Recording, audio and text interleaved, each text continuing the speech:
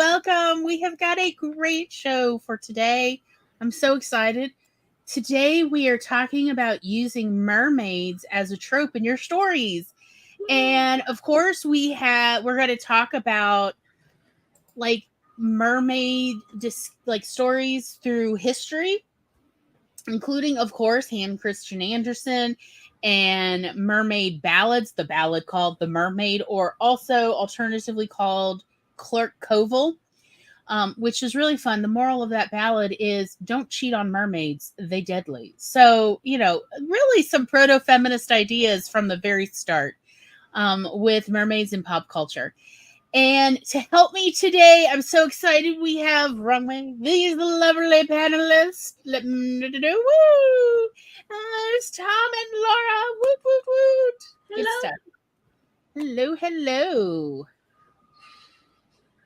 We're also going to talk about mermaids in movies. Yes.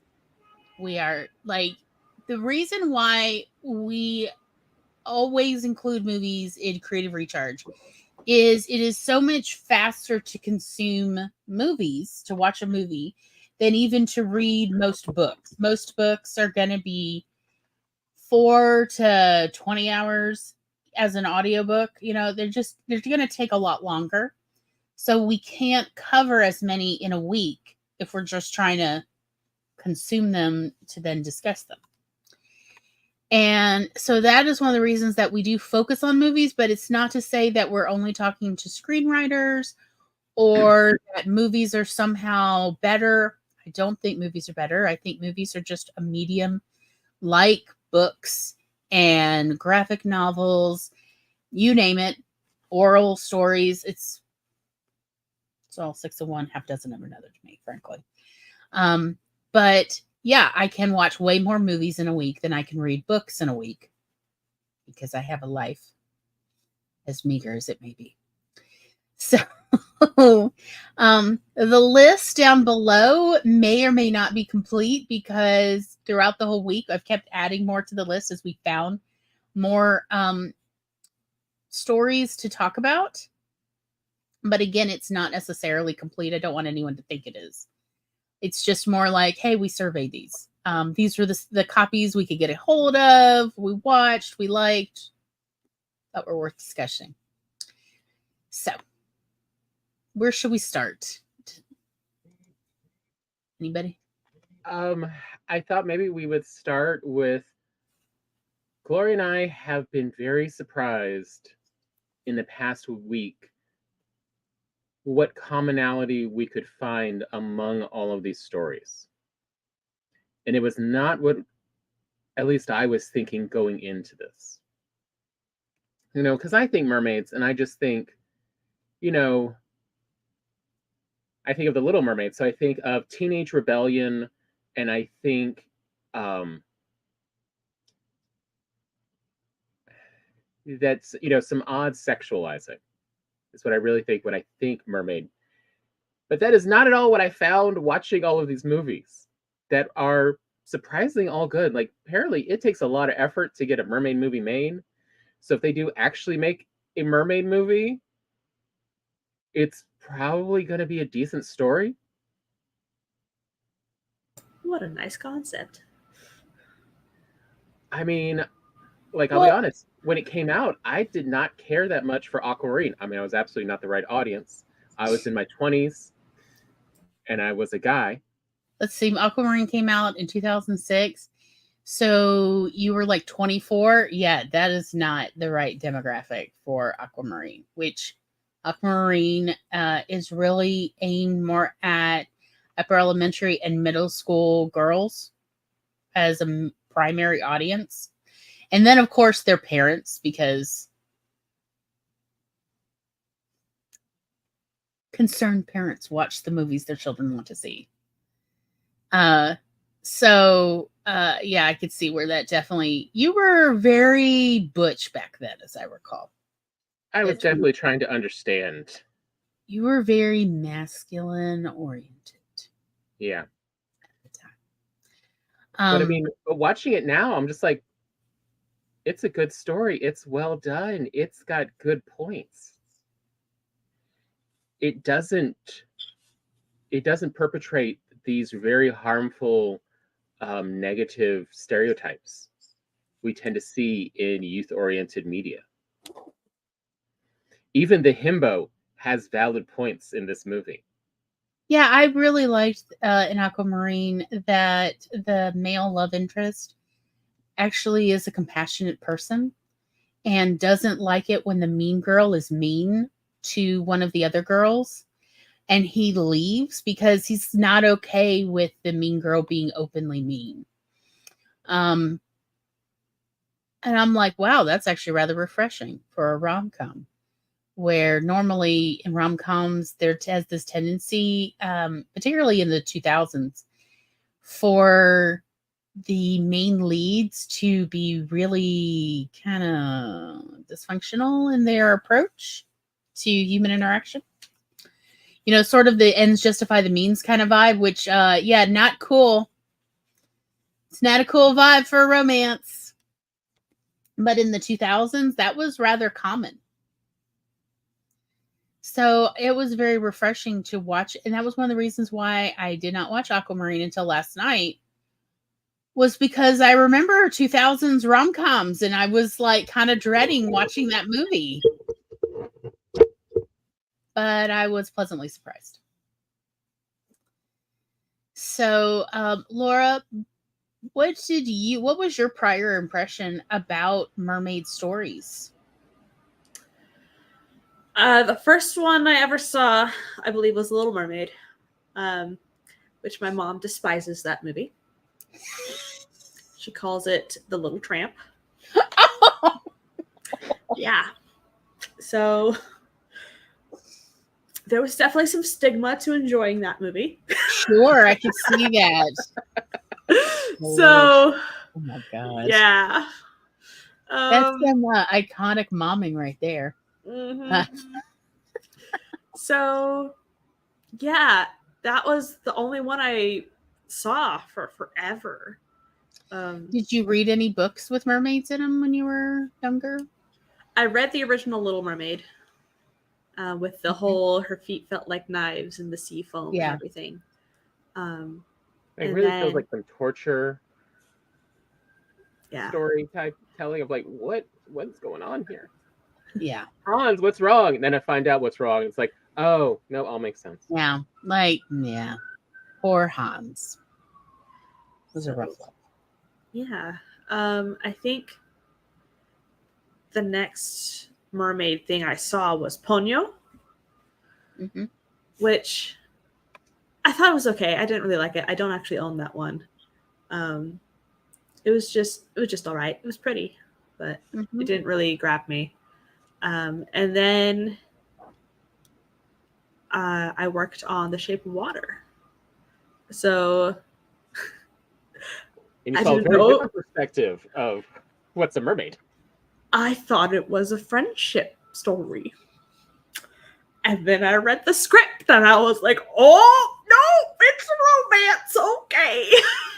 So I worked on that movie on the CG for about 9 months.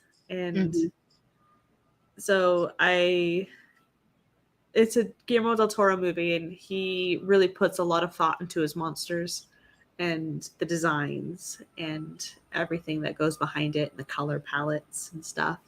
So it was cool to get to work on that. And then I watched Luca, and I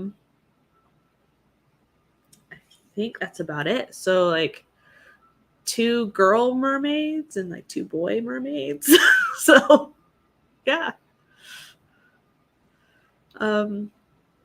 Yeah, so definitely had a stigma on the original Little Mermaid growing up. And then I really enjoyed the messaging behind The Shape of Water. So if you don't know, the main character, he is mute, and so she signs. And her friend he's an older gay man, and so he does not fit into society. Like, he is not accepted at all either. So like, she's a misfit, he's a misfit, the monster's a misfit, and her coworker is black, and so she's a misfit. in the whole system. And so it was interesting to see how all of their stories played out, of being able to stand up for yourself and being able to overcome the obstacles, and that, I don't know, like, you can go with like, it doesn't matter what you look like, love is love, but like, it's a merman, different species. But I don't know, like, Okay, I love you for your mind. yes, like, but so she teaches him sign language through the movie so they can start communicating, and she will have her lunch break with him and in the room that he's kept in, and play records so they listen to music and they'll dance. So he'll dance in the tank and she'll dance with the mop as she's cleaning, and so they do have a romance that sparks. So it's definitely love is more than skin deep, and the whole there is a magical ending of the movie, so they can have a happily ever after. But yeah, I mean, for all of Guillermo's very good at disturbing imagery and thought, and the the horrors and atrocities of the Spanish Civil War never end. Yes. I do appreciate that he does try to give some solace at the end of his stories, that it's not that the world sucks. It's that there's still magic in it. Yes. There's still magic. There's still some hope to use that magic. Mm-hmm. Yeah. So that was cool. And then I watched Luca, and it definitely felt like a more than friendship between the two kids. Oh yeah. Yeah. And I thought it was cute, and I enjoyed it. The monster designs were fun, and the whole, like, you got to keep your true self secret to be accepted, and then figuring out a way to overcome that and be able to accept who you are and show it, and then allowing the change to happen around you as people realize the truth and reframe how they think of things. So, and I also thought help that was show the positive responses people who actually care about you should have in your life. Mm-hmm. Versus understandably worries about the negative responses that they've already shown, but showing, like, if they actually care about you, here's the response they will probably have. Mm-hmm. As we see with all the parents. Mm-hmm. Yeah. Like, yes, they want to protect you from harm that they see in the world, because the world is not sunshine and roses. But you gotta let the world change sometimes. And they are not there to just make you suffer. Their enjoyment in life is not your suffering. That should not be one of their character traits. That would make them the villain. Yes. Sometimes Disney forgets that. Mm. But yeah, like, I did enjoy that part of Luca, as well as a greater variety of characters and people in this one than in prior. Like, again, just showing that how much stories are improved by just very different perspectives and world views. I mean, I love how they use the I can't remember her name, the girl, the girl kid with the hair. Yeah. Her father is a great stand-in for a lot of other elements and unknowns in the world. And also, it's just nice to see if someone who's limb different, and there's no tragic backstory that, I wanted to eat his cooking so bad. Oh my gosh, that pasta looked amazing. Yes.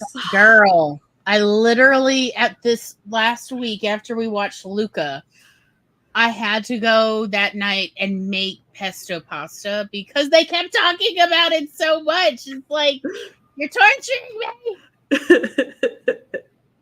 Yeah. I'm like, why does this guy have better knife skills than most people I have ever been in the kitchen with? He's a quality person. Like, who taught him or what did he do? Because I just need to get a lot of other people to study this. Because him, I felt comfortable with around using a knife. Uh-huh. Mhm. You didn't have to dodge for cover. Versus, yeah, I was going to say, the Little Mermaid, the French chef. Oh yeah. Flipping knives, man. Like, just no, don't. No one be in that kitchen while that guy is in there. It's dangerous. He's literally throwing knives at Sebastian. he's seeing out of the corner of his eye move. Like, what is that? That is dangerous. Yep. There's a reason he works alone in that kitchen. It's because no one else will work with him. I'm just saying. I think my impression of mermaid stories was kind of similar to Laura's. Of course, my first mermaid story was, in fact, Disney's 1989 animated Little Mermaid. Oh, I guess this counts as a mermaid movie too. Yeah, I think so. I think it's sort of, at least. Yeah. Sort of. Yeah, it's definitely in the vibe. I would say that. And because of that movie, which I think was the first movie I was allowed to go see by myself. Hello. Which I did. My father just didn't want to go see the movie. He's like, if you want to see this movie, take the money and go get your ticket. And okay, but you have to let's be honest and give a little bit of the backstory for that reaction. It wasn't that he was against seeing animated movies with his kids. It was that he had just spent the previous 9 months listening to these songs play on cassette on repeat every day. And he couldn't handle the idea of watching a 2-hour movie at this point with the songs again. I think also he just wasn't sleepy. Yeah. Because our father was kind of famous for falling asleep at movie theaters. He slept through all of The Land Before Time. Mm-hmm. He slept through the entire movie of An American Tale. The man was snoring before the snow stopped falling, y'all. Yeah. And it was like, Dad, quit snoring. We can't hear. Like, there was only the three of us, me, Tom, and Dad. And like maybe 2 other people in the entire theater. And it's like, Daddy, you're being too loud. Stop snoring. We're trying to watch the movie. And he's like, we'll move somewhere else. So we'd like literally move several rows down because he was snoring so hard. The man famously slept through every children's animated film ever.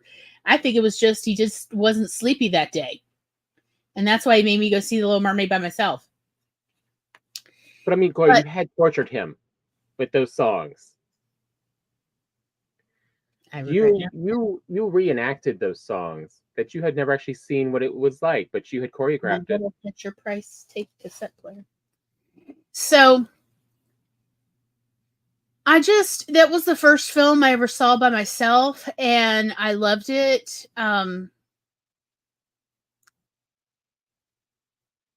After that is the reason why a couple years later, when I finally learned to read, I read the Hans Christian Andersen story and was like, oh, this is not musical and romance. When Disney says they are just inspired by, but they've changed the story, they're not kidding. Mm-hmm. Yeah, and the fact, like, spoiler. I see that Ursula mug. Sea foam at the end, and I'm like, what is sea foam? I thought it was like cushion material. Anyway, that's I was a child. I'm like, so we could sit on her? What is this? And yeah, for years I had kind of suspected that there was subtext in the Hans Christian Andersen story, but being a child, I couldn't quite figure out what it was because I had no idea. And I definitely had started hearing rumblings about The Little Mermaid, was what it was really about, when I was a teenager, because teenagers back then especially older teenagers like Gen Xers, love to ruin things for younger kids. Like this was kind of a thing Gen Xers were known for, is being mean to younger people. And I was like, oh, is that it? Okay, well that checks. Also knives, what? But that was kind of my idea. Now I will tell you the truth. Personally, I still always liked the visuals of mermaids. Like it's these really cool curves. I really like the visuals of a mermaid. So as Tom talked about last night with me, one of the things is mermaids are usually portrayed lounging. And that requires a level of confidence to lounge, you know, because the body language. And it was appealing. So I liked what can I say? I was already kind of dolphin obsessed. So and like with mermaids can be anything you want. So mermaids can have dolphin tails, mermaids can have goldfish tails. You name it, mermaids can be part manatee. The top half can be the fish half. Yeah. You can have a lot of fun. And oh yeah, we forgot to mention the Futurama episode. Yes. So that was like I still liked the visuals of mermaids, but I didn't quite get or enjoy mermaid stories. There were not a ton of mermaid stories in the 90s, y'all. Or at least that appealed to my demographics at the time. So I wasn't really much into it. Now, I will say this. When I was working at the public library system, we had plenty of YA books and children's books with mermaids in it. Like, we had a ton. Mermaids have definitely become very popular in the mid to late 90s through the 2000s and the 20 teens. Mermaids are definitely a popular subject of fiction. But like I will just go ahead and tell you the demographic that was most heavily reading all the mermaid stories at our public libraries. And it was, let me just say it, Pentecostal girls. If you know anything about the Pentecosts, these are ultra conservative. They're wearing long denim skirts and, you know, like very conservative, very socially restrictive, particularly to females. And they just loved these mermaid stories. So, and they're, you know, I just thought, okay, I guess they're more conservative. They're more about where a woman's place is. And I guess it's on the shore. I don't know. So, because these young women tended to, you know, they wanted more conservative type stories, as well as, of course, yes, they are still reading plenty of those Amish romances. So I thought mermaid stories were like that. And it is this week watching so many mermaid movies that I see that there's more than likely another side to this story. That one of the things I noticed in every mermaid story we watched this week is they are all these stories red pill feminism. What I mean by that is they are secretly very forward pro-feminism. So now I have a different perspective on the demographics that were very interested in reading mermaid stories at our public library or public library system. Is that very likely it is essentially mermaid stories can appeal to conservative folks while still having very progressive social views about people in general, as well as in particular women's place in the world. So essentially what I'll just go ahead and tell you, my main perspective now is, do you want to write a story with an outsider perspective, but you don't want to write sci-fi? Have you tried mermaids?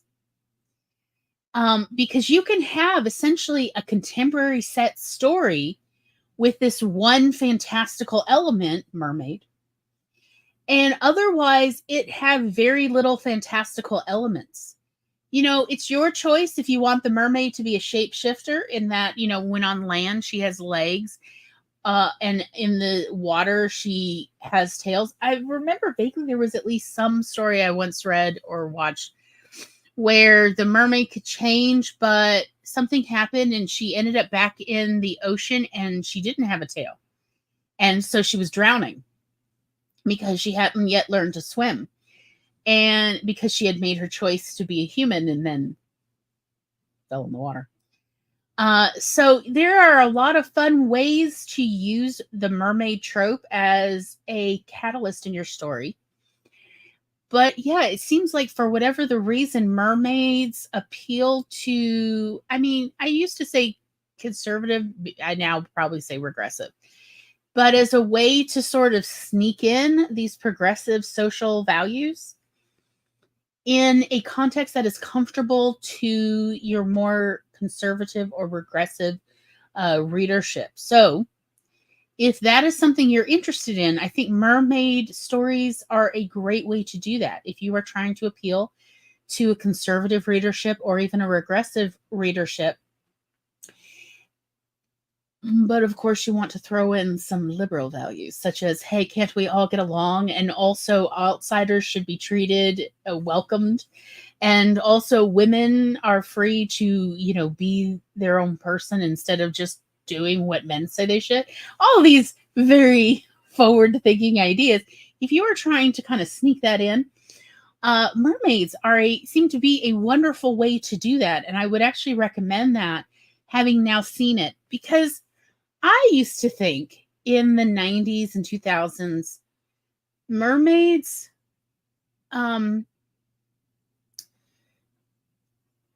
there were only two groups that were talking about mermaids, and they were essentially girls from very conservative families and salacious college boys. I don't know any other way to put this, but essentially very male gazy, very, she's got a seashells on. It's really gross. Y'all, the late 90s, early 2000s were so cringe. I feel trauma just having survived it. Okay. Like, it was so gross, especially all that ramen noodle hair and those weird goatees. It was a very difficult time to be coming of age. And that is when I came of age, was in this huge cringe fest of time. And so mostly the only people I heard talk, yes, Laura. Don't forget the silly bands. The only people I heard talking about it were, you know, these girls coming from really conservative backgrounds and cringe young men, like, who were just, and I mean, like, oh, y'all, you don't know the comments I heard about from these men at parties about how they would seduce a mermaid. And I'm like, you know, they have fish bottoms, right? What's going to happen? You going to fertilize her eggs? Oh, well, fertilize her eggs. It's really because she's going to lay them on the floor of the ocean. You going to do that? I did do a little bit of mermaid research. Okay. And they're more like dolphins if they move up and down. So it would be a live birth rather than side to side like fish for eggs. But that's just it. It depends on the mermaid. Like some of them. It depends. Like I've seen ones where they've got goldfish tails, but they're moving like dolphins. Like, figure this out. Like, it's so confusing. But you're not wrong, Laura. Like, I agree, things like that should make sense, and yet they don't. Because let's be honest, you can do whatever you want to mermaids. Okay? Why do they give mermaids scales? Yes. Why do mermaids have scales? Had, like, dolphin skin, or even, let's be honest, shark skin, which there's some scholastic book series where there were different mermaids. I wish I could remember the name of it. And there were different mermaids, and some of them had shark tails, and some of them had dolphin tails, and some of them had scaly fish tails. And I'm like, there's too much variety in these scholastic stories. I can't keep up. Shark mermaids, y'all. It's like, and I remember in the shark one, she accidentally rubs against a human and hurts the human skin, and this becomes a whole issue in the story, and it's a children's chapter book. So I'm just saying, like, you could do whatever you want by utilizing mermaids in your story. But it is kind of interesting how, so here's what we saw.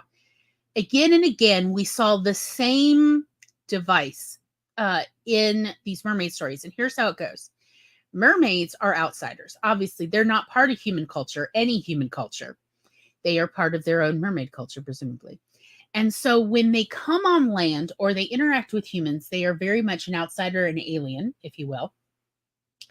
And one of the things that, therefore, mermaids tend to exhibit is a great deal of confidence in ignoring social norms.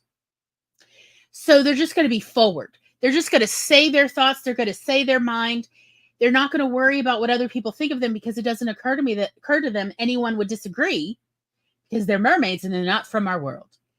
And this is used as a catalyst, usually in the story, to essentially examine social norms and conventional ideas of what acceptable behavior is. So this is definitely something you can utilize in your stories by using a mermaid or merman or merfolk, whatever. I mean, I'm not trying to gender this. Although traditionally the stories as this creature were feminine, but whatever, live your life. I mean, even in the original sailor stories from like the 16 and 1700s, it was still like there was discussion about male merfolk too. And it was apparently hotly contested. I don't know.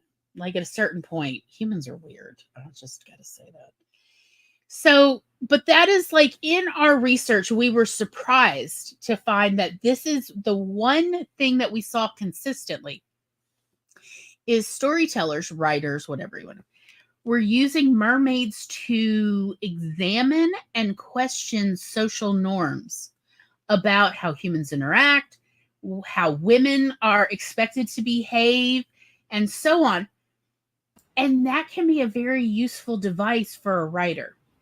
They did it before the Barbie movie came out. Yes. Barbie movie is not like, did not invent this idea. And so if you want to do that, maybe mermaids are for you, or merfolk. I mean, and there's a lot of different ways. Like even Disney, in the 2000s did a, it's called The 13th Year, Yes. about, a boy that turns into a mermaid. Like right. And Sabrina the Teenage Witch also do one with, we also couldn't Sabrina find Down a copy Under. of that. We had a really hard time finding a copy of the Sabrina Merboy movie. Even I like just y'all. I do want to point this out before I forget. So we did watch Lou Over the Wall, which is a wild anime, if there ever was one. Oh, this is good.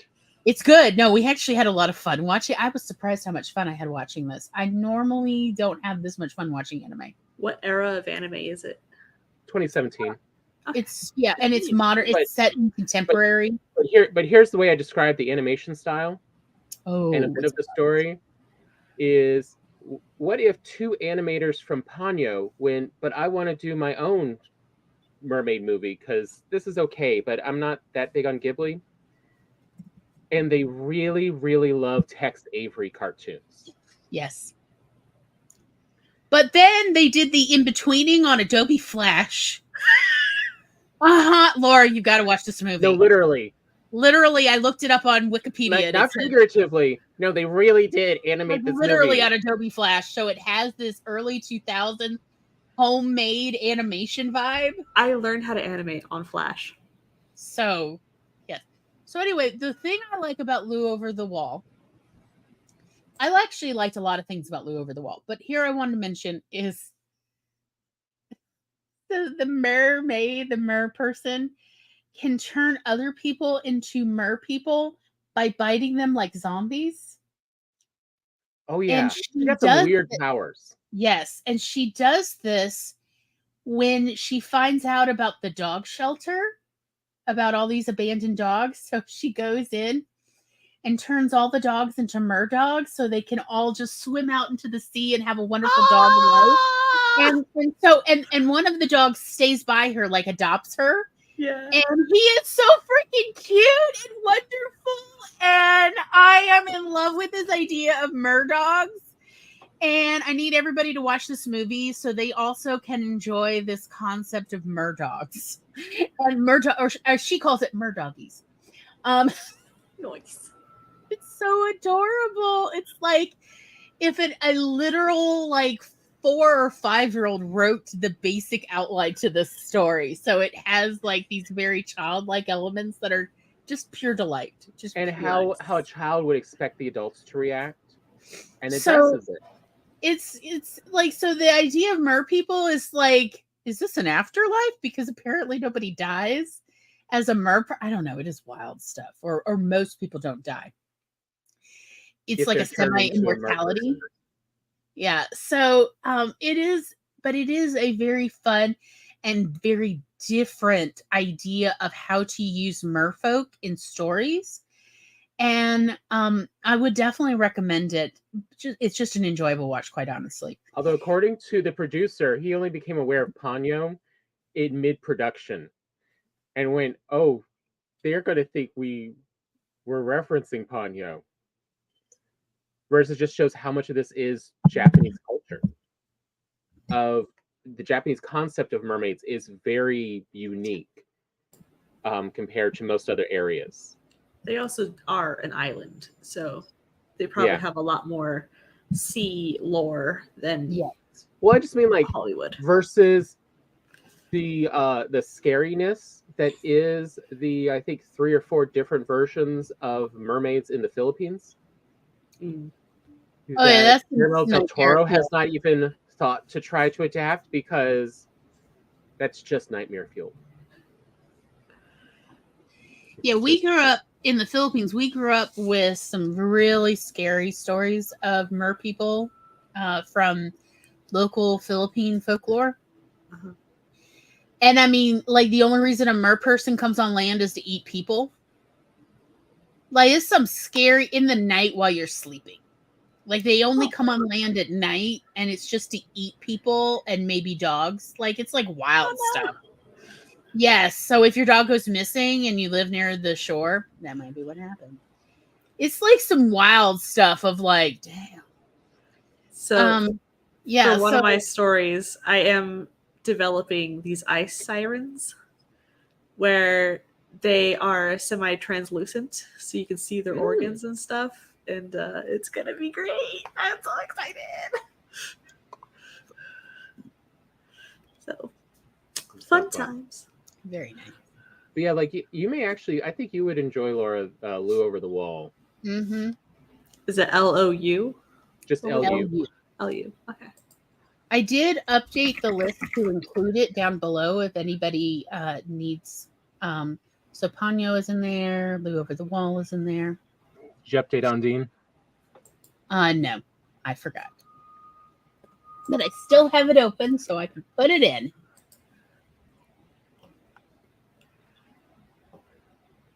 But yeah, like we were very surprised at like what we thought would be commonalities in mermaid stories turned out to not be at all. Like you would think The Little Mermaid in 1989 would have a huge influence on all mermaid stories afterwards. But it really only introduced 1 or 2 concepts. Most of the concepts actually were from the movie Splash that came out several 84? years before in the 80s that Little Mermaid then took Mm-hmm. and used. Yes. Because Splash was the first movie we came across with the shape-changing mermaid. You know, where she can choose to have legs. Like back and forth, where it goes back and forth, versus in the Hans Christian Andersen story, she's essentially making a deal for legs, and it will but more like the spell has an expiration date or time, which is different from shape-shifting. Splash is a mermaid as a shapeshifter who can transition back and forth as she wills. There's also Or- old-timey stories of, I think they're called selkies, where they're like Yeah. the seals. Yes. Yeah, Where- Selkies and Rusalka. Yeah, so they can, but they come on land and like shed their skin and become a human. And if you steal their skin, you can hold them hostage so that they are stuck as a human. So from what I understand, that concept of having a separate skin Uh-huh. that can be held or burned is a Northern European folklore. You don't really see that much at all in like Southern Europe and other continents, at least until, like, if you think about our modern era, where essentially the whole world started spreading and sharing stories Mhm. in the last 150 years. But before that is what I'm really talking about. So that, because there's selkies, there's also a variation in northern Germany of the hedgehog. Hence, you can see in the Jim Henson storyteller series, there's Hans my Hedgehog story in that, where he's a hedgehog by day, and at night he sheds his hedgehog skin and is a beautiful man. And then Sort of his a wife proto is, Beauty and the Beast story. yeah, Okay. his wife is then given this terrible moral dilemma because her mother tells her, if you want to free him from this curse, you have to burn the hedgehog skin. And yeah, like, But there's also like dolphin shifters and stuff into beautiful men. yes. So there's a lot of different ways to play with these ideas, but the one consistent thing I saw across pretty much every culture is that these creatures are always outsiders. They're never part of the culture or the society. They are from their own world, and they are just essentially visiting, or maybe they are trying to blend in, but they are never quite assimilated. And interestingly, I went in certain that mermaids were going to be used as a trope for being neurodivergent, but I really came across just every type of personality being portrayed through mermaids. Some are neurodivergent, some are neurotypical. There is, no real consistency on that. Like, you really can use them how you need them to be. Mm-hmm. I mean, Miranda. So I very much enjoyed watching Miranda. It is on YouTube. It is an old movie from 1948. Highly recommend. As well as the other 1948 movie we have listed, Mr. Peabody and the Mermaid, is also on YouTube. I would recommend both, quite honestly. Now, here's what you need to know about Miranda. It is a British film, and the British people British so freaking hard. It is, So hard. imagine every British stereotype, and I swear they've like packed it all in there. Even the mermaid, now that she's out in the world of man, first thing she wants to do, go to Buckingham Palace. Like, it's so British. So just keep that in mind as an American. It was like, wow, they British real hard in this movie. Okay. But it was a British made film because there was a British version of Hollywood in this time period. There was British filmmaking. And it's kind of interesting because it definitely developed on its own. It's such a shame that it did not seem to survive. Let me just say, it did not really survive Margaret Thatcher's Britain or United Kingdom. But there's some really fascinating films that were part of British Hollywood. I don't know if there was ever a name for it. Like there is like Bollywood and Mollywood. Well, the most people usually get if you say British Pathé. Well, British Pathé wasn't the only studio. Hence, Miranda's made by Gainsborough. Yeah. In the Gainsborough studio. I think the only thing that's really survived the British filmmaking is that place where they film a lot of movies. Like, was it Pembroke? Remember, there's this enormous sound stage. Now I think there's multiple sound stages there. That's where they filmed Legend and several other really kind of famous. Then burned down the set of Legend. Yes, well, Tim Curry gonna curry. But nevertheless, Miranda is available for anyone to watch for free on YouTube. Ditto with Mr. Peabody and the Mermaid. Both of these, Miranda was based on a stage play, and that I think originally was produced, on the stage in 1945. So it's definitely influenced by World War II, but not directly. Like, you don't really see it. It's more like what it's missing. So, like, among the things they don't talk about, even though it takes place in 48, is they don't talk about rationing. So it's kind of interesting that way. And Mr. Peabody and the Mermaid is based on a book. There's the whole Mr. Peabody series, actually. So, of course, it has William Powell, who I liked. And he's so stuffy. It's fantastic. But Miranda is kind of interesting in that she is like, especially when you think about 1948, she is an incredibly confident woman. And we don't understand her true motivations until the very end. Pretty much the movie's actually over. It's the 1948 equivalent of the post-credits scene. And we actually find out why did she go through all this rigmarole? Did she really just want to leave Cornwall just to go be out among humans for a little bit? No, she wanted something, and she got the thing she wanted. She is a go-getter. But if you think about it, it's very pro-feminist. And what I do like about Miranda is that none of the other women, there's 4 other female characters in this movie, none of them are sniping at each other. They're not, they actually talk to each other, which, again, fascinating that this passes the Bechdel test. Is you have women, 2 women, they're talking about Miranda. They're not necessarily talking about the men Miranda's seducing, because she is a shameless flirt, y'all. The lines Miranda says, I'm like, let me put some of these in my back pocket for flirting later. These are some really great lines. If you want to see what, and how an outsider can successively flirt and possibly seduce men in 1948 Britain, I highly recommend watch this movie. It's fantastic. Also, if you are familiar with the Disney movie Mary Poppins, it's the mom from Mary Poppins. The Votes for Women actress. That's who plays the mermaid. And she's very young in this movie, and it's freaking awesome. Yeah, I think she's only like 22 or something, or 21. It's like amazing though how early she started films, because like I looked at it and I think her first film credit is in the early 30s. Like she's been active for quite a while.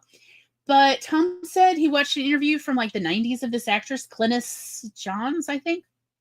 And she was the one, they wanted to put her mermaid character initially in seashell bra, bikini top. And she's like, why would a mermaid wear that? No. So they had to make this wig covering for her naked breasts because, you can't. It's the 40s. And you can in Britain. Not if you want wide distribution. Censor boards. Yeah. Britain very much had a film censorship board at the time. Well, Monty Python. And so they had to make, another thing, because she was like, no mermaid would be wearing seashells in Cornwall. Are you kidding? Like, so they had to come up with something else. And I think that's kind of interesting is I also saw that in Aquamarine. Somehow Aquamarine, the character, at the end of the film, the mean girl pushes her into the ocean. I mean, the mean girl is so mean in Aquamarine. Like, damn. And she pushes Aquamarine into the ocean, and Aquamarine, somehow her clothes miraculously come off of her as her tail comes back. No explanation of how this happens.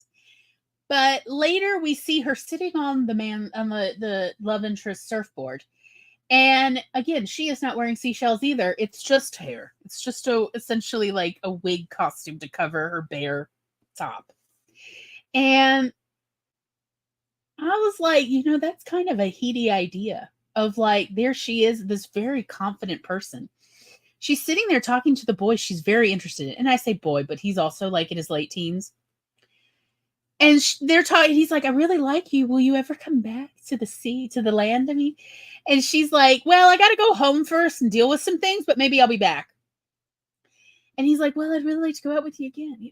And she is essentially sitting there naked. And I'm like, you go, girl. She was in no way self-conscious. I kind of admired that, honestly. Because, like, if I were talking to somebody I had a romantic interest in, I would feel very self-conscious of just being totally nude. He even goes, oh, your tail's so pretty. She's like, it is, isn't it? Like, the confidence in this is really delightful. She's very charming as a character. And that's one of the things I kind of noticed about all the mermaids in all the movies we watched.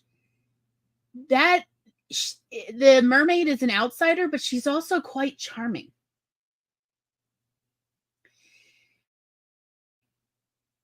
In her confidence, in her guilelessness, she's still charming. So if you are familiar with the Barbie speech that the character Gloria gives about it's so hard to be a woman, it's impossible for a doll that represents womanhood to get it right either, then you understand that it's all contradictions. And yet the mermaid characters in every one of these stories is able to go through this obstacle course and come out charming and likable and still an outsider through all of this. The mermaid never fully assimilates, nor does she have to in order to be liked and to have friends and to have allies. That she can be an outsider and not have to change her core personality. And again, that's actually a really powerful idea. So as something I'd recommend as writers, if you want to play with this, a mermaid is a great type of character or monster to use in your story for this element. So showing that the outsider is not necessarily a danger. Right, especially in this day and age when we're putting children in cages, migrant children in cages, it's a really powerfully subversive idea. I feel like mermaids are a great gateway monster. Yes. Yeah. Especially Little Mermaid type mermaids, where that's still half completely human looking. Oh, you should absolutely see Lou Over the Wall. The mermaid is actually like a child, like a 5-year-old. Has the personality equivalent of a 5-year. She's a little girl. She's literally a little girl. And she is so cute and charming, and she loves to dance in Lou Over the Wall. All the merfolk are very much attracted to music. And so there's a lot of music in the film because merfolk are highly attracted to music. Hence, the locals warn various people not to play music near the shoreline.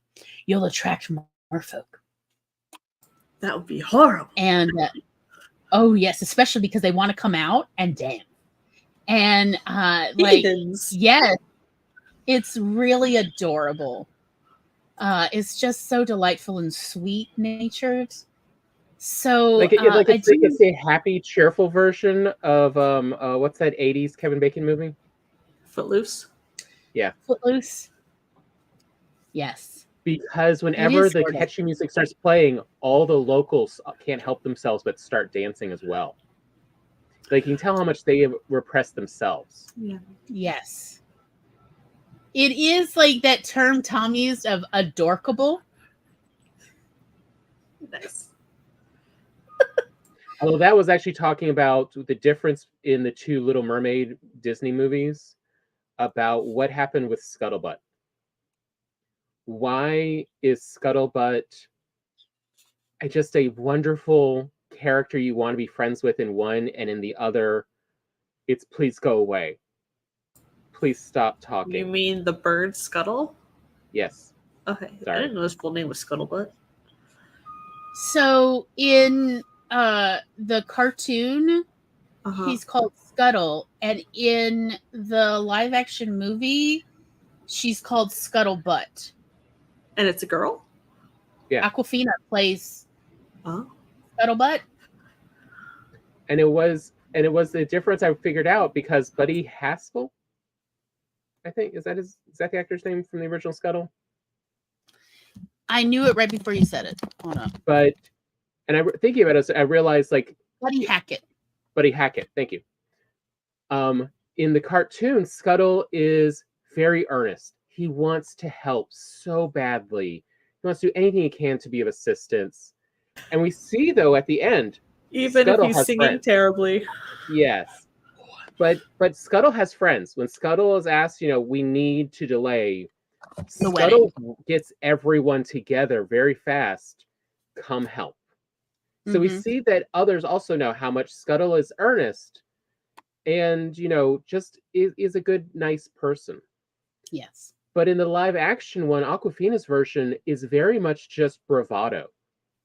It is just lying through her beak, I guess. And is hard to like because it's not earnestness that leads her, it's bravado of, unearned self-confidence that falls through and gets other people in trouble. And so, yeah, you don't care that much for this character in the live action version because the earnestness is gone. Also, how is that bird able to talk and sing and swim underwater at once? I don't. Yeah. How does that work? Like, how is that bird singing underwater? I don't. Choices were made in the live action. That's just sounds like it. We get the one person in the entire movie who was famous for singing. We're gonna mute her. Not that far into the movie. Yeah. And then not even let her mind sing for most of it. And That's it's like, a choice. Why? Laura, be careful, they're coming for you. I know, the cops are everywhere. They're just owning it. But yeah, versus like that was my thing of like Scuttle in the cartoon is adorkable. He is absolutely a dork. But we love him for his dorkiness. He is this, and a lot of the mermaids are played similar. Like, in Aquamarine, she definitely can be a dork at times because she is the outsider. Yes. She doesn't know that this is not the acceptable way you do things. Right. Ditto and Flash. She doesn't know how you do things. Hence, how eating a lobster shell first.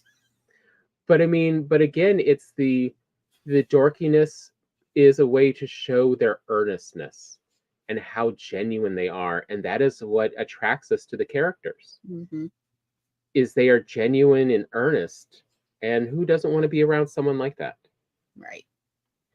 I mean, if there's one problem we have in the movie Splash, it's why is this amazing person, Madison, in any way interested in Tom Hanks' character?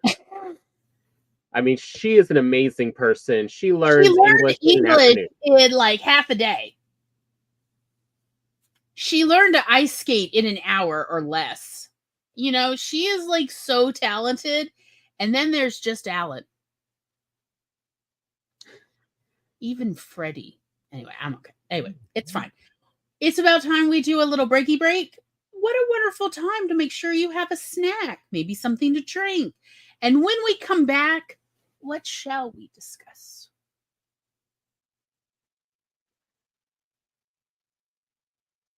Silence. In the library. It's a great episode. It is. So much.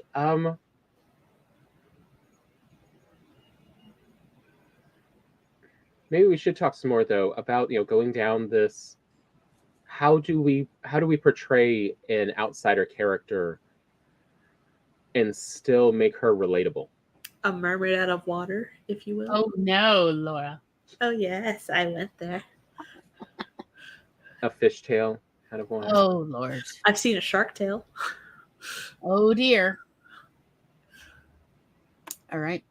Well, we will see y'all after this break.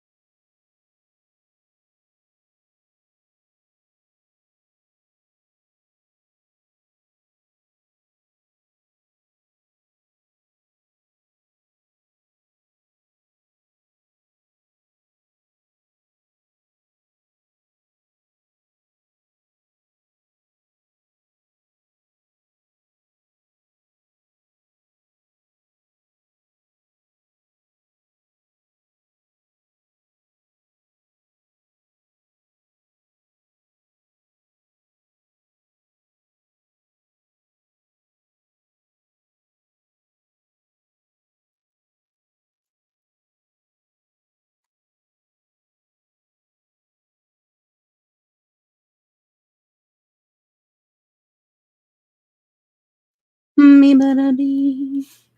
Me better be. Me better be. Me better be. Welcome, welcome. Roy's being so cute and I can't stand it. Oh dear. Yes, you. We shared some cheese. Nom nom nom. I gave the kitty some tweets. She finished eating her regular food, and that's when she wants her little dessert of treats. Of course. She is But a at lady least- after all. At least she eats her regular food first, so there's that. You know. When we went to Chicago, apparently she didn't eat much food, so she lost a bunch of weight. So we're trying to fatten her up. I guess she was like, y'all. When we got back from Chicago, like we drove up and I got out of the car. She was right there. I didn't even see her at first. She was right there by the car and she just started in meow, meow, meow, meow, meow, meow. And I thought an animal was pinned. I was looking under the car. Like, oh my God. No, it was just Kitty complaining. Like, it was essentially the cat equivalent of, where have you been? I've been looking at, it was Mrs. Weasley. Where have you? You could have died. I've looked for you everywhere. You've been lost for days. How? You should never wander that far. I could not find you. You know, like this 30 minutes nonstop of her meowing in a conversational, complaining manner. Speaking of, Tom, your door is opening itself. Yes, I heard. It's the cat.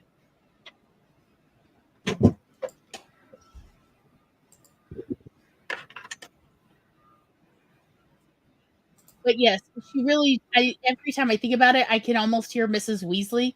You could have died. You could have been seen. Muggles could have found you. She had the exact same tone, y'all. The same tone out of a cat. She's never even watched Harry Potter movies. She doesn't know. Just that talented. Yes. It was funny, other than I was like, oh dear, you've lost a lot of weight. We got to fatten you back up for winter. She's not that food motivated unless you give it to her. Yeah. We can't just leave treats out for her and she'll eat them. She won't eat them unless a human puts it right there for her and pets her while she eats.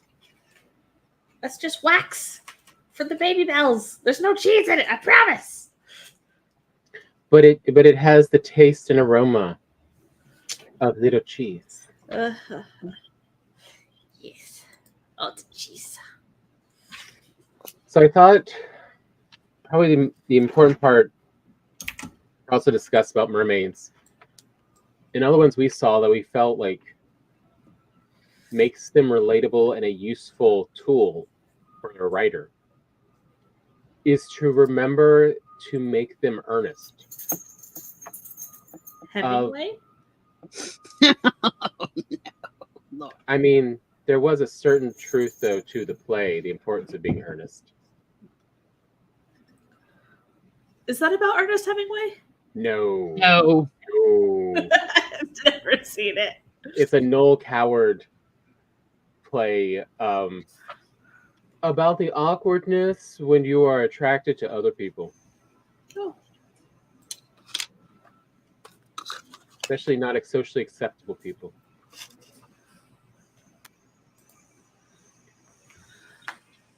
But that is the other part they all had. Like, yes, it seems like they have confidence, but it's because they have you have to remember that they have no other frame of reference than where they came from, and they felt safe there. So why would they not feel safe here? And that's what you notice throughout these of like, they are not worried about the outside world, which is very different than we get from most other alien stories.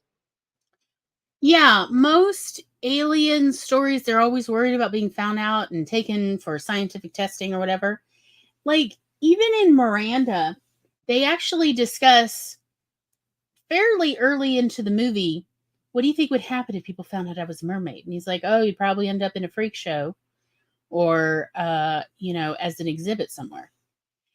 And she's asked, has that ever happened before? And he said, yes, when he was a child, he saw a mermaid skeleton on exhibit. And she said, oh, that was probably, and I think she said Aunt Eustace. Yeah. Or some name like that. It was one of her aunts. She's like, yes. Yeah, so she knows the consequence of her being found out. So in The Shape of Water, the fishman, I don't know if I'm allowed to say the name of the asset that we used, because they've never actually revealed his name. But tell me. Message me in private chat. I want insider information. Was found in the Amazon and has been taken in for testing to try and figure out how to get humans to be able to, like, his lung capacity and like breathing. They're trying to study it to see if they can apply it to astronauts in space for the space race. So, so he is not having a good time. Electric shocks and all that, and trying to keep him in line. And yikes! Yeah. So the whole 75% of the movie is him in the lab being tested on. So. Oh, okay. Until the massive "let's break him out" sequence. So that's fun. I mean, and we also see that again in Splash. Yeah. When she gets caught and put in a tank, and she becomes a very sad mermaid. Yes. Her scales start flaking. She's sad. And they don't even discuss, they need to put a fungicide in that water. The fishman's scales start flaking too when he's been away from the sea for too long. Yeah. You can only survive so long in a bathtub with salt. Yeah, for reals. In the water. Yeah. It is kind of interesting in a lot of these stories that writers will use various similarities between, say, tropical fish or whatever, to denote what's happening if a mermaid is upset or ill, and so on. It's kind of interesting in that regard. Aquamarine actually talks about how Aquamarine says to one of the two young girls of, oh, well, thank your mother for me. The ocean tastes a lot better than it did 10 years ago.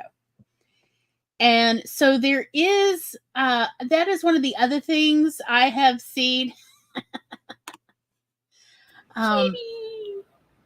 about, yes, the cat, is there's a bit of environmental / ocean pollution conversation in many of these. That there's essentially a discussion about the cleanness or dirtiness of the water and what humans are doing to that or for that.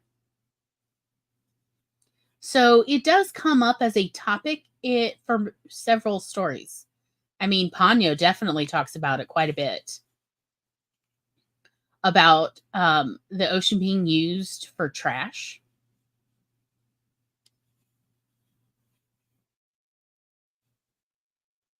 Yes, she's had her food and her treats, so now she wants her snuggles.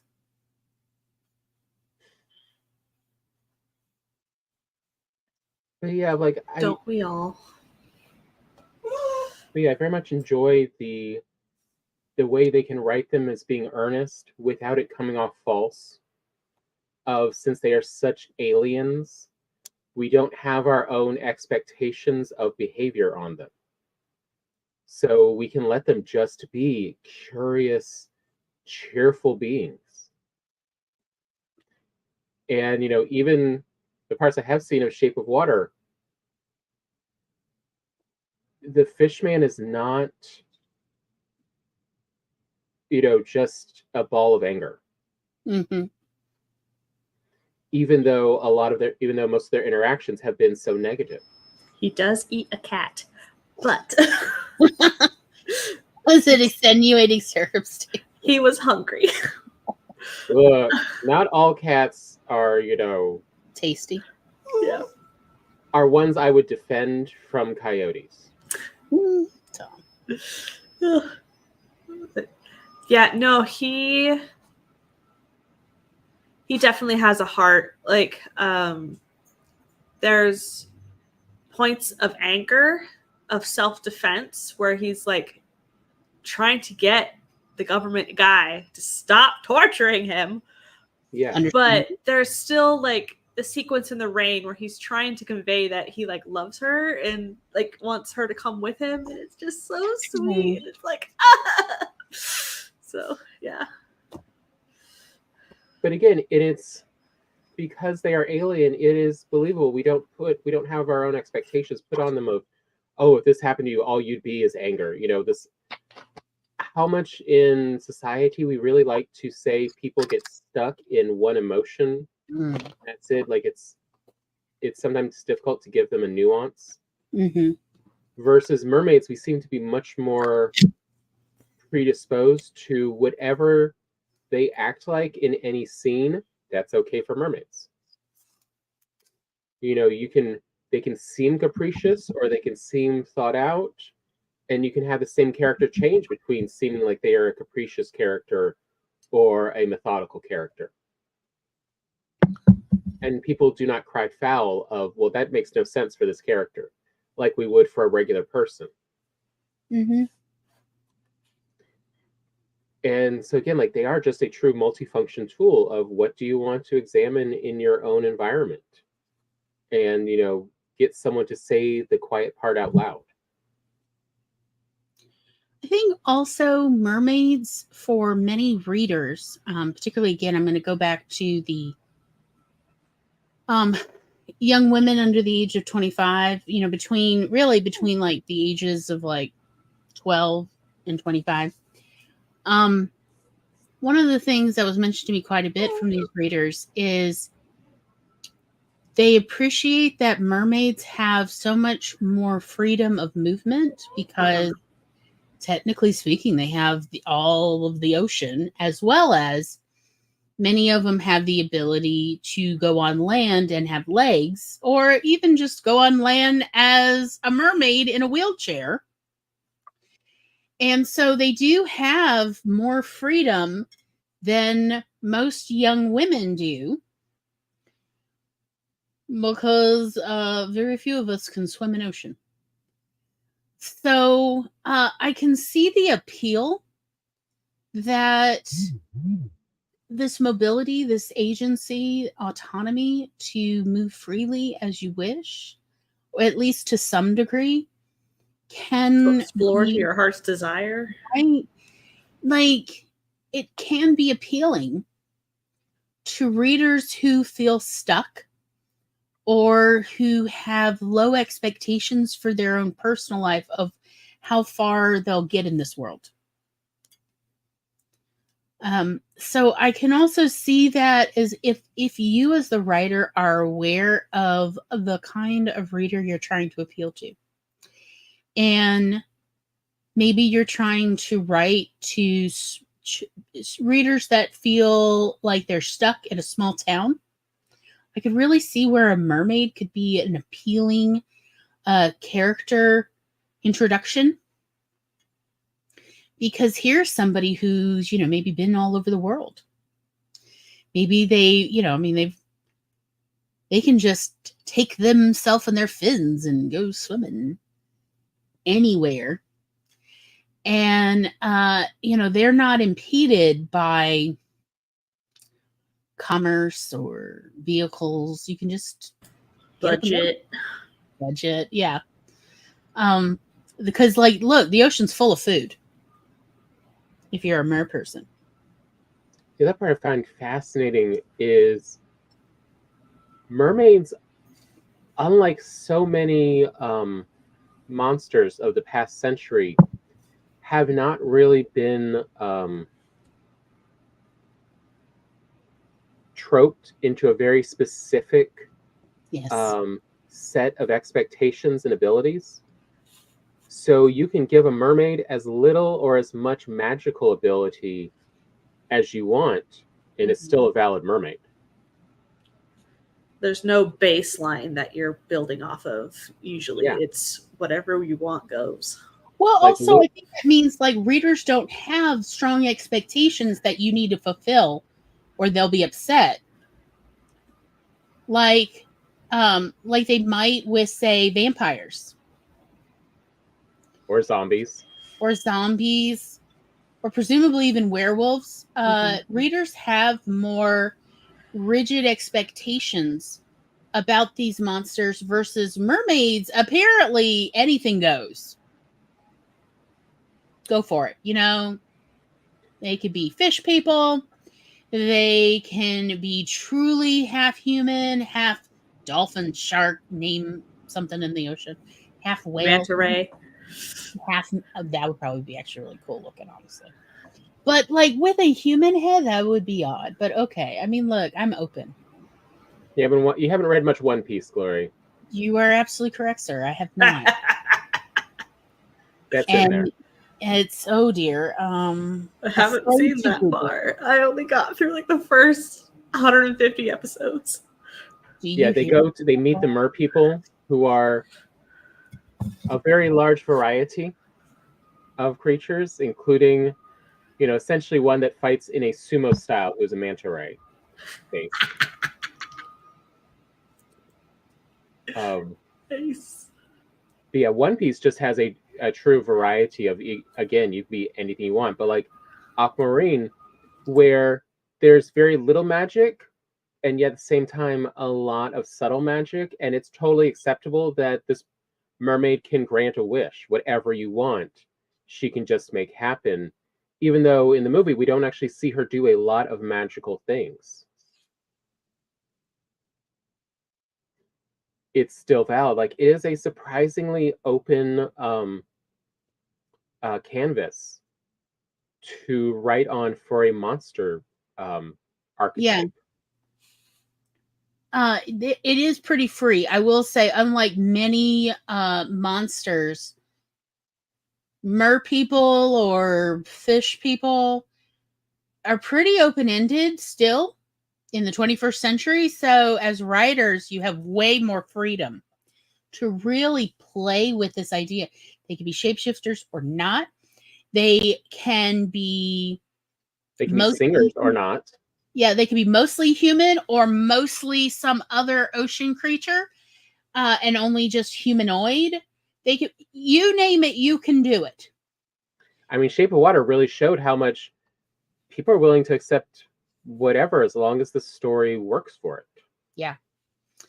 And that was one of the things we were actually surprised about, was a lack of conventions for this particular monster, which is pretty awesome for a writer. So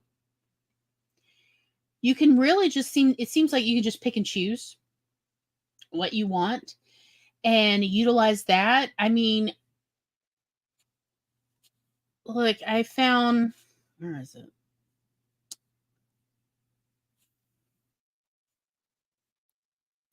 So if all I did was Google One Piece mer person manta ray,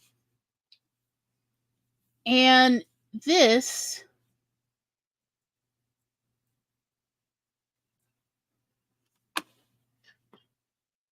they're humanoid at best, so that's about it. But we know that approximately they'll be able to communicate somehow with humans. And I mean, they're wearing pants and a scarf. Well, that is DeviantArt. That's probably an original character. Yeah. But again, like, it's not outside the norm of what am I looking at. Of course, what was it? Yes, I was reminded of, like, Octonauts is also playing around with manta rays we could talk with. And that you can have a lot of fun. I think, in case you're wondering, here's the... You gonna make it bigger?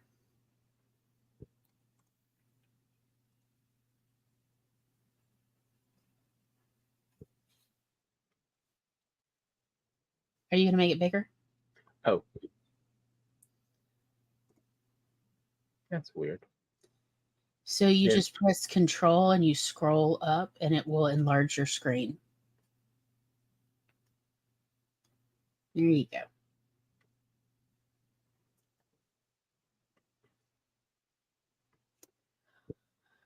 Oh, wow. He's even wearing sandals.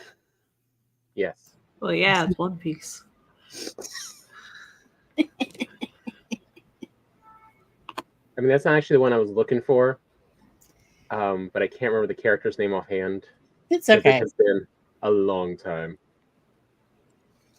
But I just mean, like, you, as a writer, you really can, you're pretty free to really play fast and loose with this idea of a monster. Yeah. Do they eat people? Do they eat fish? Are they vegetarian? Up to you. Mm-hmm. I mean, presumably in the 1989 Little Mermaid, they're vegetarian because Triton refers disparagingly to humans as fish eaters. Yeah. Well, also, she was appalled by the fish cuisine. Yeah. Come on, Sebastian, get in my plate. Yeah. She's great with the facial expressions. I do love it. Yeah, that is very true. But yeah, I mean, you can even see in this one where they have combined the fish version of mermaids with a goldfish tail and the mammalian, orca style Mm-hmm. of you can do whatever you want. Mm-hmm. Sure. There is no set expectation, which is very surprising given that mermaids are a reasonably popular subject in fiction. Yeah. And so there's been a decent amount, like we were able to find plenty, and that's not an exhaustive list. No, not at all. If we're honest, we did avoid the horror movies. There are a lot of mermaid horror movies. Oh yeah. Although again, the mermaids have agency and are not without reason for their actions. So I mean, they are still surprisingly not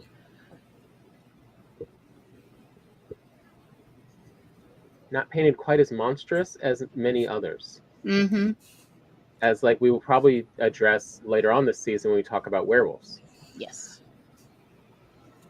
Yeah, mermaids usually aren't forced in a transformation with the moon or created by a scientist like Frankenstein's monster. They're usually of nature. And they do not have a forced requirement to be animalistic. Yes. They don't have there's times of the month or year where I just can't help myself. I just go, must eat humans. Most of the time. I mean, I think there's one or two where there's some shark behavior, but that's its own little thing. And that plays more to the shark aspect than it does merperson in general. You could lean into the behaviors of whatever animal you're mixing with a human. If you want to go dolphin, if you want to go beta fish, can you imagine a part beluga, part human? Belugas are so sweet. You know how I guess the Russians have trained them to go fetch things. So if anyone else drops a phone, they're always like, "Would you like your phone back?" Aww. Have you not heard about that in the Baltic No. Sea lore? Okay, so it's believed that the Russian government has trained beluga whales as spies. Oh. This is something the CIA may have also done with dolphins. Anyway, this is the whole thing. Anyway, but I guess it's theorized that possibly the Russians, after they trained a bunch of beluga whales in the Baltic, then stopped the program or gave up or whatever. But since beluga whales live so long, they're out there in the Baltic living their life, right? So there's all these other fishermen, fisher people, whatever, fishing. And inevitably people drop cell phones. This is what I've learned about boats. Are you in a boat? You're going to drop that phone. Because, the Baltic Sea is pretty choppy. Well, anyway, this started in the late 90s, early 2000s?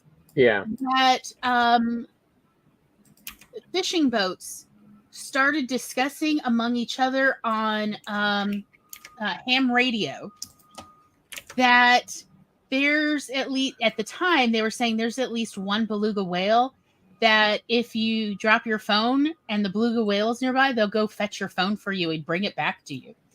The hard part is figuring out how to get the phone out of the beluga whale's mouth, where you could reach it over the boat. So they will just put a net down and then the beluga whale will drop it in and get it. And then more and more reports started coming in, from all these different fishing boats. It's it's more than one whale. It's got to be more than one because, you can identify. Most of these whales have various injuries and scars. So they're able to identify different whales and go, it's different ones. They're all trained. How are they trained? They did not used to do this. And then it was theorized, that the Russians had trained them to fetch things.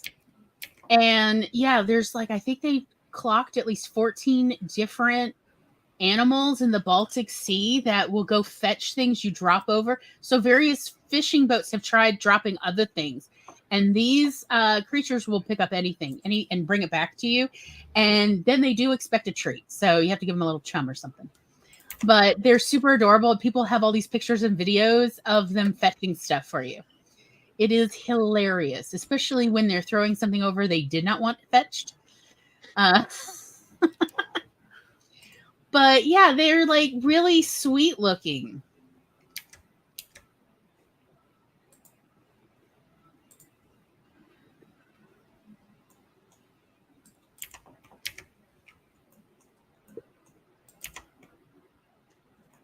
Okay. So yes, there are pictures. I was like, surely.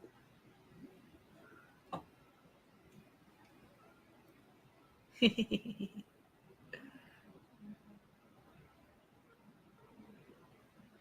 could so they'll throw balls. They'll throw all. Yeah, there we go.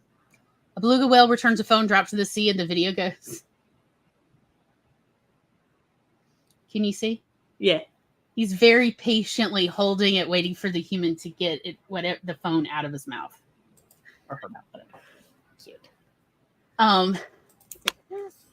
But can you imagine? Nobody knew beluga whales could be so engaging, so personable, I guess is what I mean. And can you imagine part beluga, part human? That would probably be a very interesting characterization. And people are fine with it. You can characterize with anything you want. I mean, as we brought up with the Lou over the wall, you can also characterize merpuppies. Mm-hmm. And I mean, really, you just half golden retriever, half beluga. There is your mascot right there. Yes.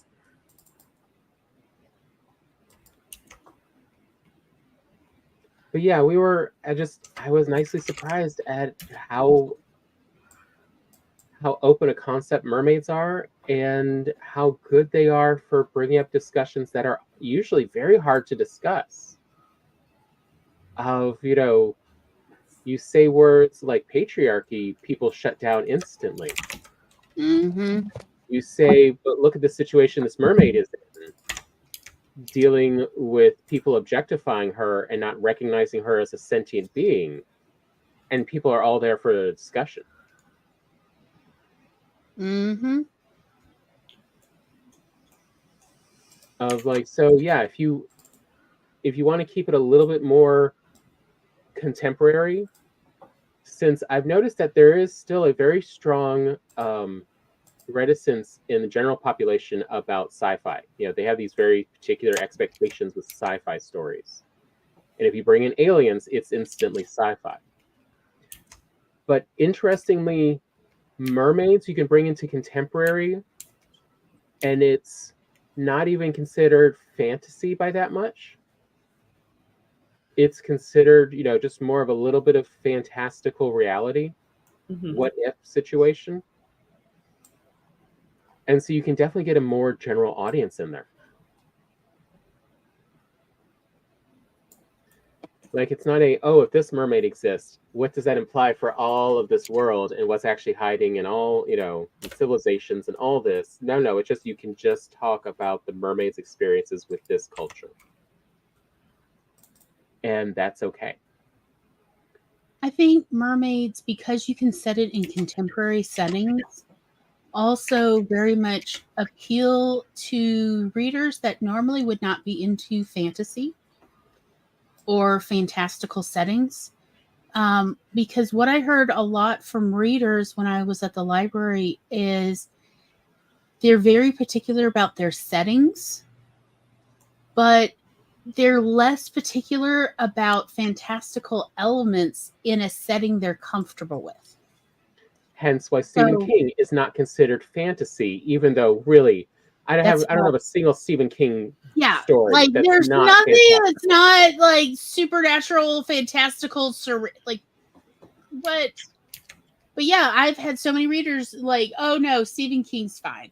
Like, but I thought you don't do fantasy. Oh well, he's not fantasy. Yeah, he is. He's fantasy. He's more fantasy than horror, but anyway.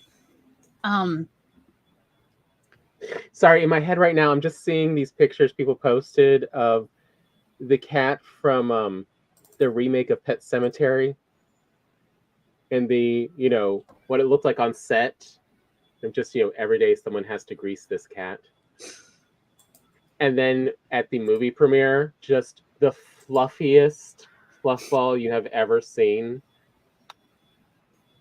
Oh dear. Every day. Who's the cat greaser today? Oh dear. Fun times. But like, I could see it's, if you are trying to appeal to audiences, readers that are more interested in contemporary settings, mermaids actually seem like a really good way to keep the setting in their comfort zone while introducing fantastical elements and aspects of conversation that they normally might not be interested in. Because there's no way to talk about mer people on land without somehow talking about your culture / the patriarchy. Like, there's just no way. Because even if we're talking about a merman on land with man legs, there is still the patriarchy about what is masculinity and why aren't you acting butch enough? Like, because he's from a different culture in the sea where I guess... Long, luscious locks. Yes, long, luscious locks, a bare chest, naked nips. So much muscle. So much muscle. No, you got to be able to swim all day. Yeah. I mean, wouldn't Gaston be a more interesting character as a merman? I wouldn't be as a dog. He definitely would have earned those abs, I'll say that. I mean, 6 dozen eggs is actually perfectly reasonable for a merman. Can you imagine just combining the universes of Little Mermaid and Beauty and the Beast? Concerned. Where the Beast is more of like a kraken. Oh no. Why have you done this to me now? And, Belle is sort of the Little Mermaid. And either way, it's like, but library. This is going to live rent-free in my head now. I hate you. Can you imagine Belle as like a fisherwoman, and she's just out there reading her books instead of fishing on the boat? And there's this kraken. Now she has to go live in the kraken's land. Like, this is getting weird, but he's collected the books from all the shipwrecks. This fanfic, though, I don't know. Here's the thing, though. Does the kraken have magic to be able to preserve the pen and ink, like the paper and the? Well, you have to read them underwater. You take them out, then the ink runs. So she cannot just take the books. I feel like the very nature of Kraken is magical. So I don't he has know. somehow done a preserving spell on all of the. I don't know if it's true or not, but I've heard from supposed marine biologists that the Kraken cannot exist in our gravity. That the Kraken is just too huge to like for their organs not to squish. And so by the nature of the Kraken existing, I assume the Kraken would have to be magical. Like period. So sure, it's just one step to the next. It's fine. Bella gets to pen her own tails and spit ink. But I mean, as we discussed with mermaids, it's like you can give them as little or as much magic as you want. Yeah. It really is a how much magic do you need to make this work? Mm-hmm. That's what you can put in. Maybe that's the reason why Belle wants to go on land is more books. So she's going to shapeshift to get some legs to like go get books because that's really all she's after. Why are we going here? But I mean, but it does just show just how multi-purpose mermaids are, and they're one of the few monsters in modern mythology, Western mythology, that don't have any expectations. Like even zombies, if you've actually followed movies and stories, have changed greatly in the last 80 years and have now become very specific with their expectations. Like you have devolved, like you now have the two camps, the slow zombie and the fast zombie. So once you differentiate which zombie you got, people have a mental picture. And then you also have the biological or magical.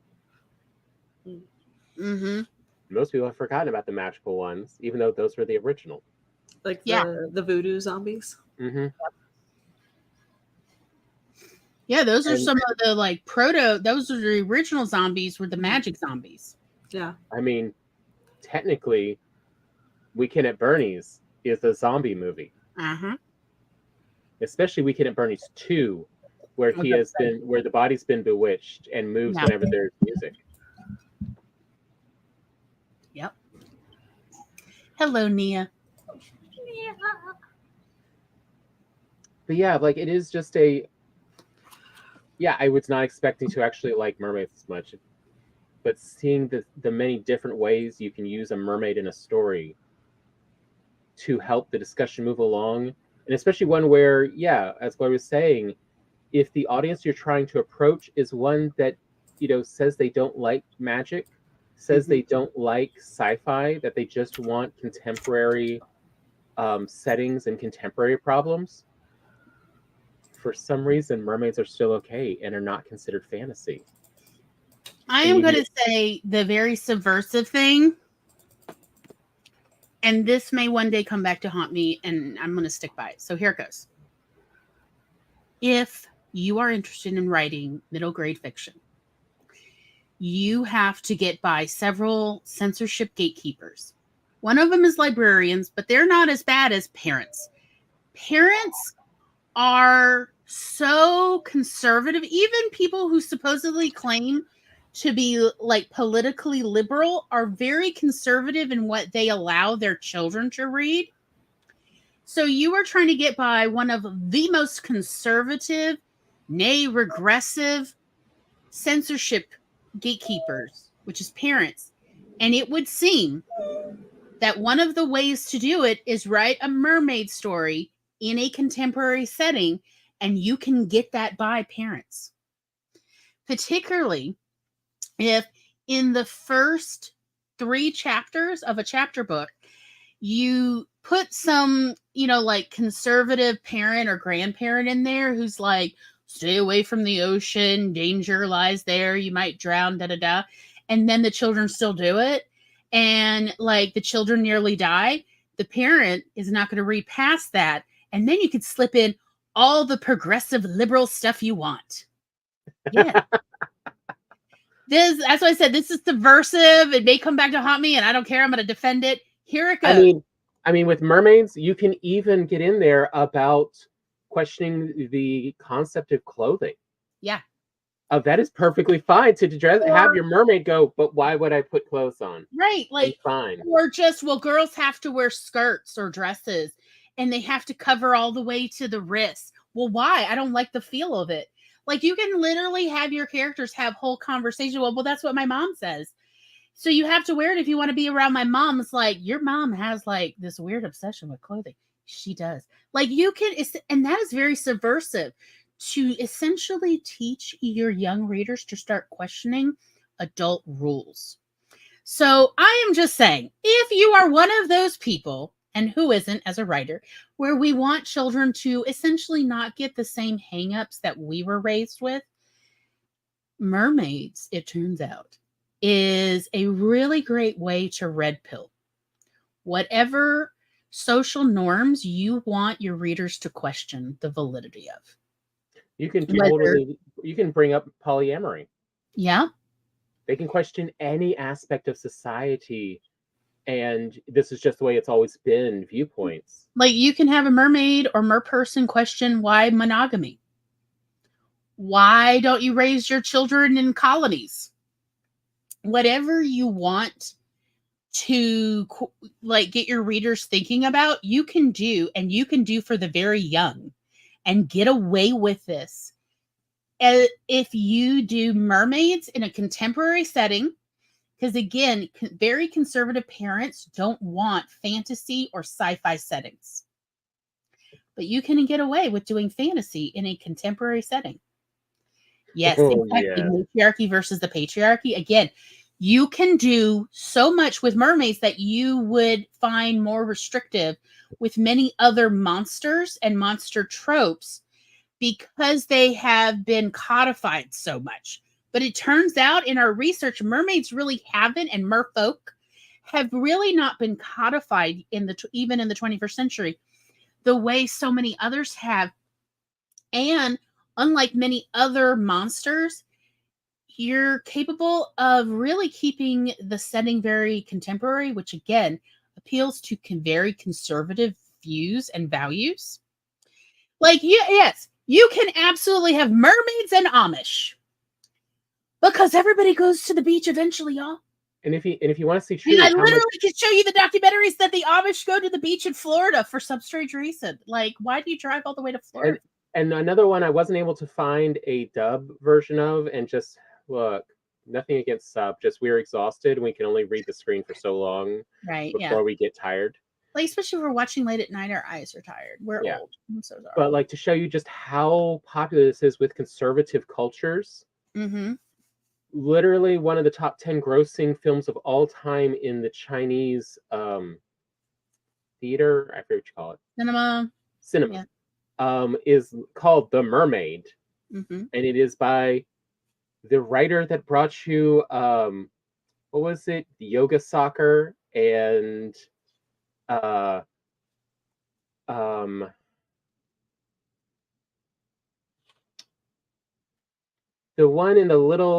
one that takes place in the 1930s with gang members, and this guy has no ability to do anything. He's just a scam artist. Are you talking about Stephen Chow? Yes.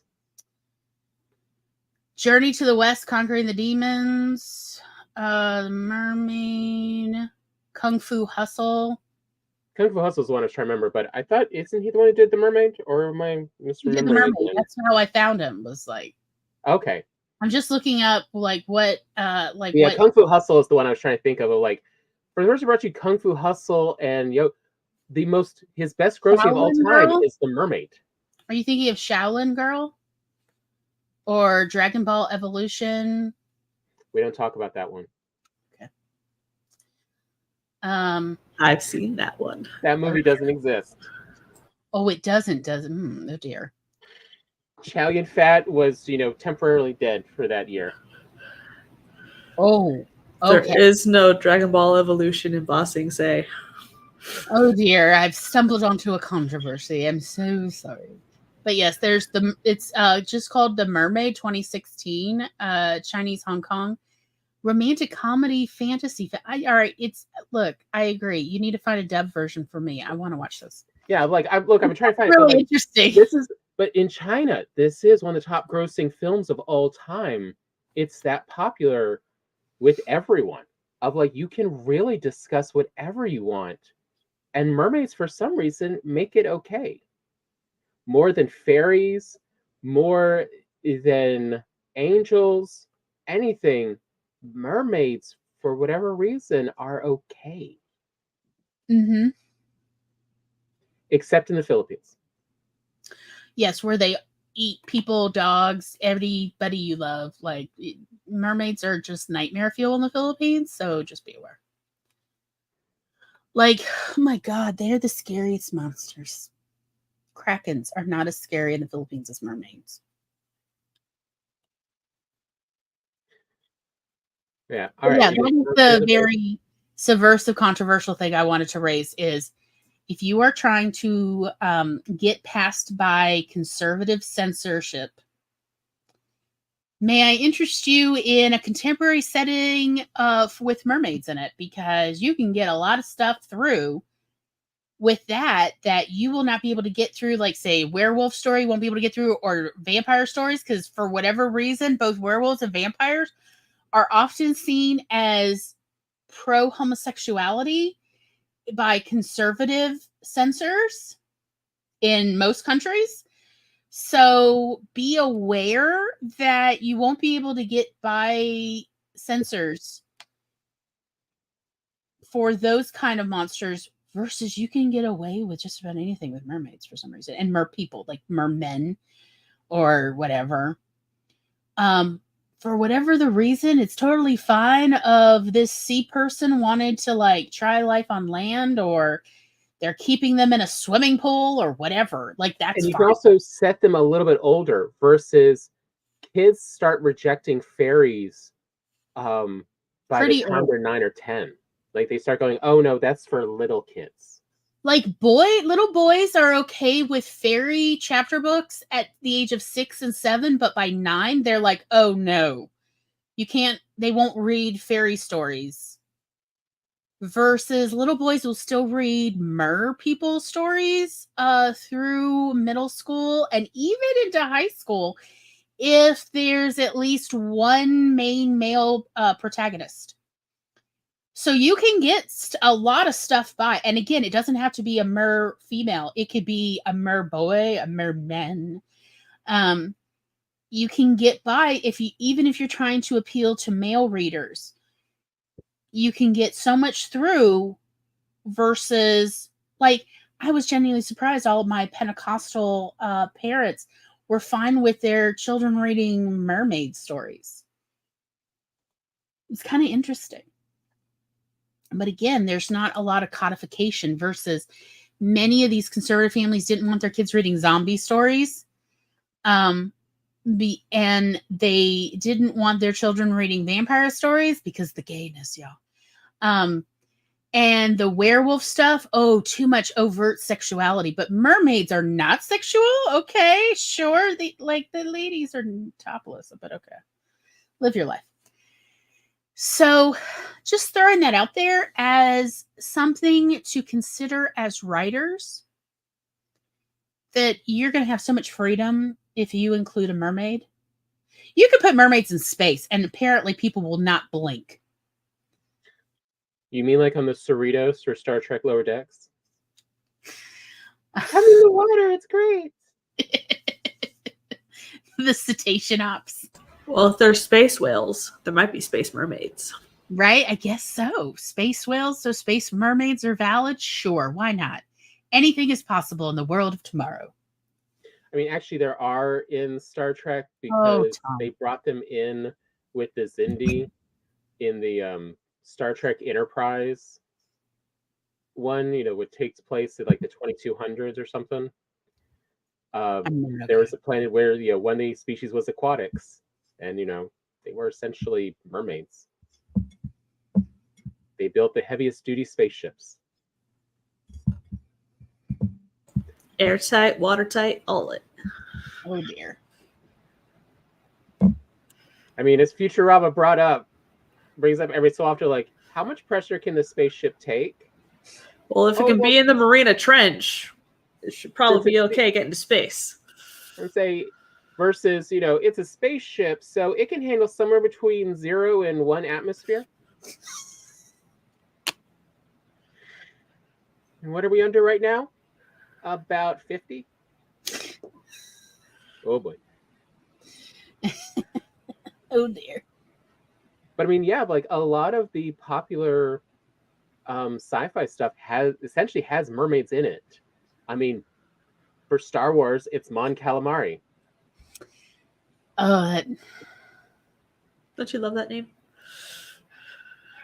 Why so they usually just turn it to Mon Cal, because it's a little too on the nose. This will drop. It's all monstrous calamari planet. Tom. And then you have all of like the monstrous creatures with the tentacles in Lovecraft. Like everything from like you got Shadow over Innsmouth with the fish people. Yep. That are interbreeding with the humans, and am But I one of them? Oh no! But I mean, like, unlike so many monsters, you can really just put them as whatever you need.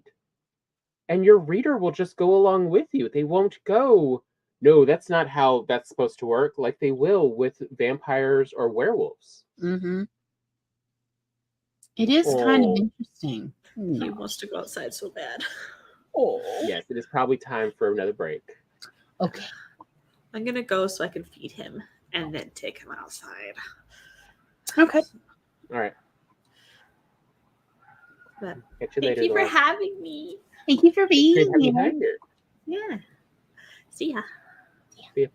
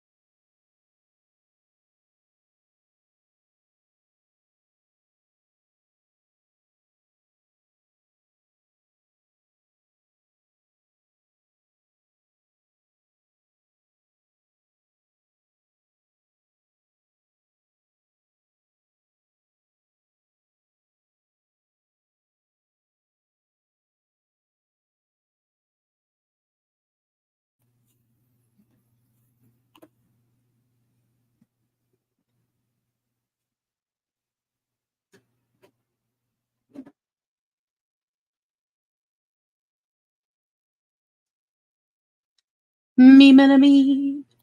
Bibbidi beep beep bibbidi beep beep bibbidi bee. Bibbidi bee. Bibbidi beep beep bibbidi beep beep bibbidi bee. Hello, hello, hello. Hello.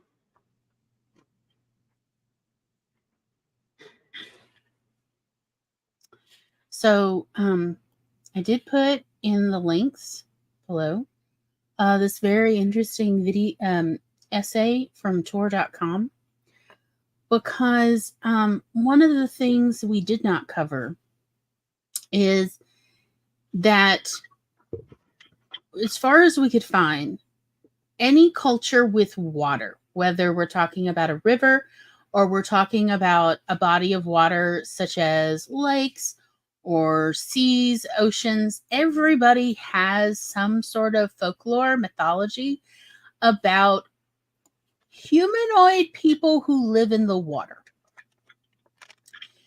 So pretty much because human settlements tend to be near bodies of water because humans need water. Pretty much every human culture of all time all have some kind of mythology / folklore about humanoid creatures who live in the water, or who predominantly live in the water. And there's both helpful and harmful versions. Right? Like, In most cultures. it's a real cross scan of all the options. And as this essay starts, as far as I knew, mermaids were white. This was the response to one of my posts on Twitter this year. We did not come across like in English articles many movies or stories that were about mermaids that were, for instance, made in African films. That doesn't mean they don't exist. It means we did not come across it in English, or at least English dubs of it, like that we could get a hold of in like a week or less. But it's definitely in folklore. You will see there is a book I referenced in the list below in the description called The Deep. And it is based on this, I believe, a short animated film from the 2010s about where mer people came from, and that they are the surviving children of pregnant women who were thrown overboard off slave ships. And it is this really sweet and beautiful idea. Now, I have not read the book myself. However, we do have it downloaded to listen to the audiobook. Again, this is the problem with having only a week to consume media to then talk about it. But it's still below. I think the author is River Solomon or something. Did I get that? I'm so bad with names on a good day.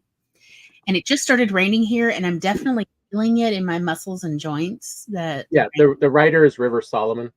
Okay. So, like, this idea that mermaids are maybe only white and or certain parts of Asia is very false. It is a misnomer. It's pretty much, we came across various kind of people who live in water in pretty much every culture on the planet. Even ancient cultures like Babylonian culture and like Egyptian, everybody has a concept of humanoid creatures who live in the water. This is something humans are apparently fascinated with, and that's kind of cool. So I just wanted to share that with everyone of, please do not feel limited of like that your mer people, if you do wish to write about them, they need to look a certain way or act a certain way or have a certain skin tone or skin color or culture, because that is not accurate. If every culture has various mer people concept, water spirits, you can do whatever you want. You can play with it. And you could certainly write from maybe the perspective of the folklore you were raised with, or of course, if you're writing about a folklore that is not your own, you definitely want to research well and, of course, be respectful about borrowing or using other cultures, so that, if it's, say, a sacred folklore, you want to be very careful about using the sacred in a non-sacred way. But nevertheless, you can certainly be inspired by, as a writer, any culture, and make reference in your story of, oh, is this like Mommy Wada? Oh, no, it's not like her, but it is kind of like, like you can do that. Like you can have characters have these conversations. And certainly kind of give a tip of the hat to do that, because it makes me sad to think that like general readers think that maybe mermaids are only one skin tone. It's like, oh no, awkward. No, that's not how it is. You can have mermaids look any way you want and be anyone you want.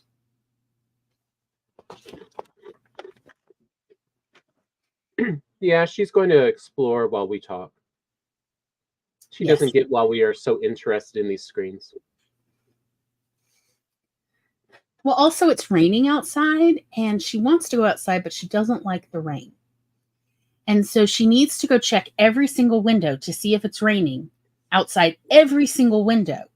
Because if it's not, then she wants to go out of the door nearest that window. Because she still has not learned that when it rains outside every single window and door. So, it's just how Leia Kitty is. But anyhow, so I just wanted to share that link, as well as knowing that you've got pretty much mermaid, merperson, merfolk cultures everywhere. And while, of course, let's be respectful of other cultures, you could certainly be inspired by. I said, Tom and I grew up, a part of our adolescence was in the Philippines. And at night after dinner at friends' houses, we would hear stories from like various, Filipinos about the horrors of mermaids coming out in the night to eat, children who wander outside the house when they should be in bed, and it was like, oh my God, it's so scary. And if they can't find any children to eat, they'll eat monkeys and dogs. Like, it's like, what? Some scary stuff. And you can use different cultures' concepts of a particular monster as a way to show that there is a variety. You can certainly have various people from various cultures act differently in your story if that is what you wanted. So again, Filipino mermaids could be very ravenous, while perhaps African mermaids are more spiritual and about shaping the world and helping people see their future. Like, you could really play along, and they could honestly have conversations. You could have various mer people from various different cultures have conversations with each other, because how cool would that be if, you've got a mermaid who is like, has moved on land, right? And then a new mermaid comes, and they're from a totally different part of the world, and like they're having a cultural conflict. Like, that would be kind of fascinating. Or you can even, and you can do a lot of interesting story, societal concepts that are hard to normally discuss, such as you can use the North American African diaspora to discuss using mermaids, the ones that were never truly enslaved, that instead are descendants of those from the ships that sank, and whose family were thrown overboard, but they still kept some ties with the ones on land, so they know who are their people, who are their who are part of their little community. Mm-hmm. And so you can even have a split community of mer people and land humans who consider themselves part of the same culture. They just don't talk to others about it. Right? And maybe they have a convening a couple times a year, like on the beach or something. You can really play along and play around as a writer, because one of the things we found is that truly mer people is still an open concept in fiction, unlike many other folklore monsters. We found like mer people, maybe because there is so much diversity of mer people lore around the world, it's really just up to you. So like the Rusalkas of Russia, like they're like they will pull young men and drown them in the river because they are the spirits of young women who drowned themselves after, being led astray romantically. And so, you have to be careful if you're a young man. But they will also help young women who are forlorn near the river, kind of thing.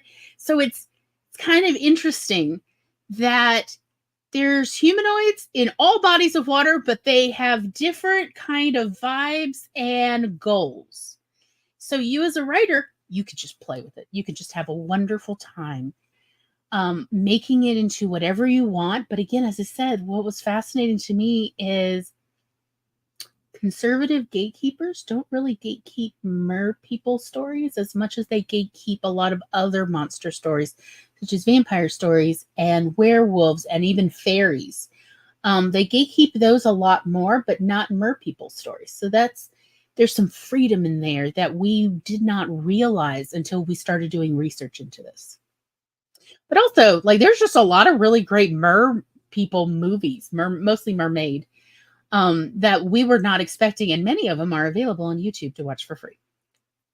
Because yeah, it seems like, I guess because of the effort that it is filming around and underwater, as well as no one wants to have a silly looking mermaid tail, so they're only going to do it if they really like the mermaid tail costume. Right, or a cheesy looking mermaid tail.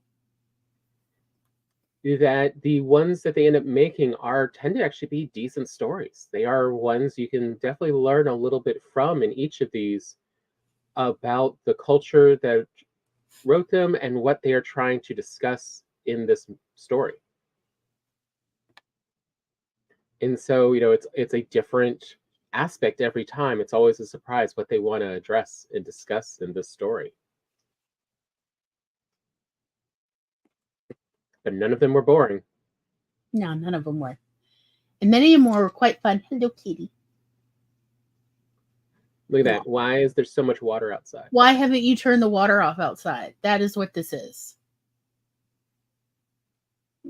Did you want to get under here? She likes to sit under my laptop. Go, yes. Yep. There she goes. Go. Yes. The rain's not going to stop for a long time. I know. Settle in. But she likes being under the desk, under my lap desk. But yeah, I'm unlike a lot of other tropes that I'm used to, and I've got a good sense of. This one just taught me I have no good understanding of mermaids, because mermaids can be whatever you want, and there's a story out there for everything. Also, I think what's interesting is mermaids are still very acceptable to readers as crossover. So you could have an Amish romance, and then there's a mermaid. They go to the ocean seaside, and then there's a mermaid, and suddenly, how will the Amish deal with a mermaid? Well, it's hard to put her in clothing. I'll say that. Like what? I don't know. Like, people don't question the crossover of mermaids into otherwise non-fantastical stories as much as they might question the crossover of other monsters or other creatures. And you can have them singular. You don't have to, if you bring in a mermaid, you don't have to then bring in a cadre of the fantastical world. Mm-hmm. Versus what seems to happen if you do any of the other, common monsters of, including, fairies and goblins or stuff. You can't have just one lone. Yeah, if you have one vampire, you've got to have like a whole group of vampires, and ditto with werewolves. There's no such thing as a singular werewolf, because who made that person into a werewolf? There's always more. Versus with mermaids, it could be just one, or fish people. And there's not a discussion of, well, there's mer culture under the ocean.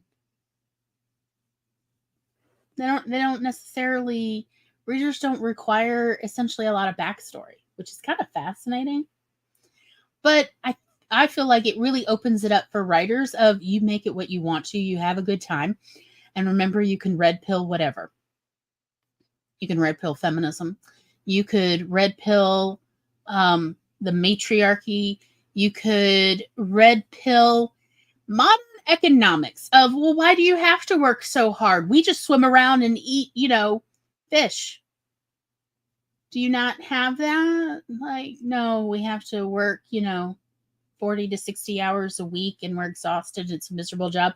Well, you should quit that. Well, I like to eat and live outside of rain. Of you can honestly have your mer creatures have conversations. Why are all the dogs in the dog shelter instead of living their best lives? Well, let me all make them into little mer doggies so they can live their best lives in the ocean. These dogs don't have to be all sad and barking all the time. They can go have a great time in the ocean, like dogs should, I guess. It kind of opens up to a way to criticize our modern world in a way that is still very comfortable for even the most conservative readership, which it's not often you come across that. It's very rare. So that is why we keep bringing it up, of this is like an untapped gold mine. I highly recommend play, because everybody's got patriarchy opinions about witches. Everybody's got homophobia opinions about vampires, and patriarchy opinions about werewolves. And all this varies, both homophobia and anti-feminist ideas about fairies, which is wild. But nobody's got all this negativity about mermaids. It's kind of fascinating. It's what do you do? Hate the sea? No, it's just water. It's odd. It's the harshest thing we came across was anybody saying, "Oh, I don't like the smell of fish." That's literally the harshest thing we came across in our research. Is somebody who hates one character hates the smell of fish, not a whole culture hates the smell of fish. Even though fish can be quite fishy, it's true. It's sort of an area we just did not realize is still very open source, if you will. So that is why we are saying there's gold to be mined in them our stories, folks. As well as just if you want to watch movies about mermaids, highly recommend. Again, warning, we haven't watched the scary ones, but hearing from people who have, everybody pretty much seemed to like it overall.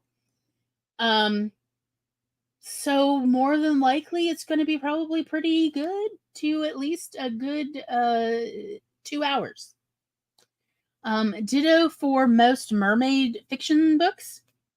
So definitely, if you are interested in doing further research, I really recommend it. I think that you'll be gratified, whether you are merely a reader and you've stumbled across this podcast, or you're a writer who is looking for new ideas. I think that mermaids and merfolk and the fish people subtrope and the fish gods subtrope are definitely an untapped resource that you could take advantage of. And if you just want really good stuff to watch, highly recommend you check out the movies and the books and all the stuff we've listed down below under recommendations. Because we found those to be really good. Is every one of them going to be your cup of tea? I have no idea. Probably not.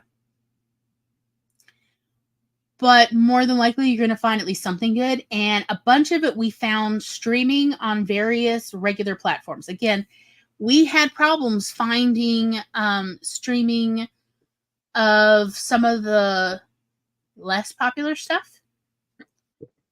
Doesn't mean it's not good. It just means we had difficulty sourcing it. But if you can find it, I think you'll probably find it interesting.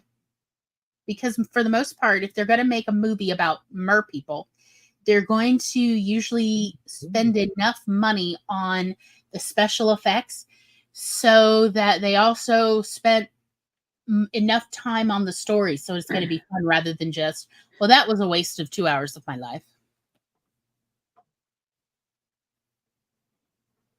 So yeah, those are my final thoughts. Tom, do you have any other final thoughts?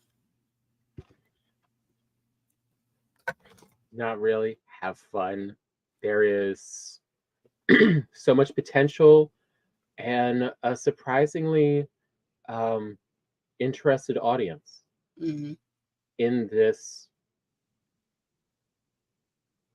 in seeing this creature in any setting you want to put them in. No one's ever like, yeah, there's no real gatekeeping to mermaids, which is changed. I will admit I haven't heard a single reader come to me when I worked at the public library going, and then a mermaid popped out of this book. Nobody warned me there were mermaids in here. I hate mermaids. I have never heard that in my entire career. So I take it as a good sign. Even Manly Men. I can't remember what it was. It wasn't a Jack Ryan story, but it was one of those. Oh, what was it? Remember that guy? There's this author, and he mostly writes speculative fiction based on, I think it was mostly British naval battles or something. And I remember one older male reader came in and was like it wasn't Leviathan, but it was a different one in essentially the series. And it was like, and he goes, there was a mermaid on an island. And you'd think they'd put that on the cover, but they didn't. They didn't even mention it in the back cover blurb. And I went and I read it. I'm like, it really doesn't give you any hint there's going to be a mermaid on a deserted island. But, and he's like, normally there's not. I'm like, oh, well, I'm really sorry you had that. We'll see about reclassifying this book in fantasy. He's like, no, it's okay. I wasn't mad at the story. It just was like this sort of side story. It was just odd, but I kept reading it because I was interested. So again, like, do you see what I mean? Of like, this is what I'm trying to say of readers don't hate it when you pop out a mermaid in the middle of an otherwise non-fantasy story, which is kind of interesting. Even though I consider them highly fantastical. Like, excuse me, this is the sea equivalent of a centaur. Like, to me, it's like a bridge too far in a non-fantasy novel. Yeah. But readers do not see it that way, and that is all that matters. So, what to expect on next Monday's episode? We are going to talk about reframing classics. And what I mean by that is stories that take a classic story, but tell it from a different perspective. So, for examples, Renfield, which is the Dracula story, but told from the perspective of Renfield in a modern contemporary setting. Igor, which I believe is animated, isn't it? Yes. Yes, which is that's the hunch. No, wait, that's Frankenstein. Yeah. Igor is a retelling of the Frankenstein story. There's Grendel, which is a retelling of Beowulf from the monster's perspective. And Rosencrantz and Guildenstern Are Dead, which is a retelling from two minor characters' perspective in Hamlet. Highly recommend. If anybody remembers any others, do let me know, because I can't remember from my prior research, and I can't find my prior research. of which other stories also do this. I'm sure somebody's done this with Jane Austen. I just can't remember off the top of my head right now. As well as probably people have done this with biblical stories. I think there is isn't there one from Delilah's point of view? Or that does remind me, there was one recently that came out for Romeo and Juliet from the one that just dumped Romeo. what is it's the titular character name, like Rosemary? No.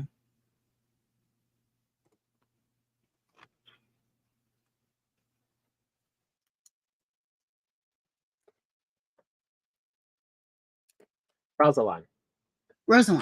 It's like something.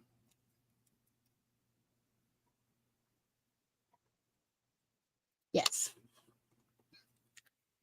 So that is what we're going to talk about next week, because isn't that kind of fun for writers as well?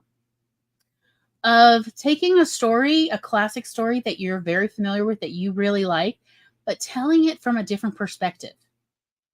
I always thought it'd be really interesting to tell the Romeo and Juliet story from the nurse's perspective, personally. Also, my headcanon as a child, well, as a teenager, was that the nurse and the priest got together. Anyway, I know it's heretical, but I just was like, these two are going. Like it, though. Yeah, I'm just saying. That was my personal opinion in middle school, was that the nurse and the priest were seeing each other on the side, and that's why they were working together.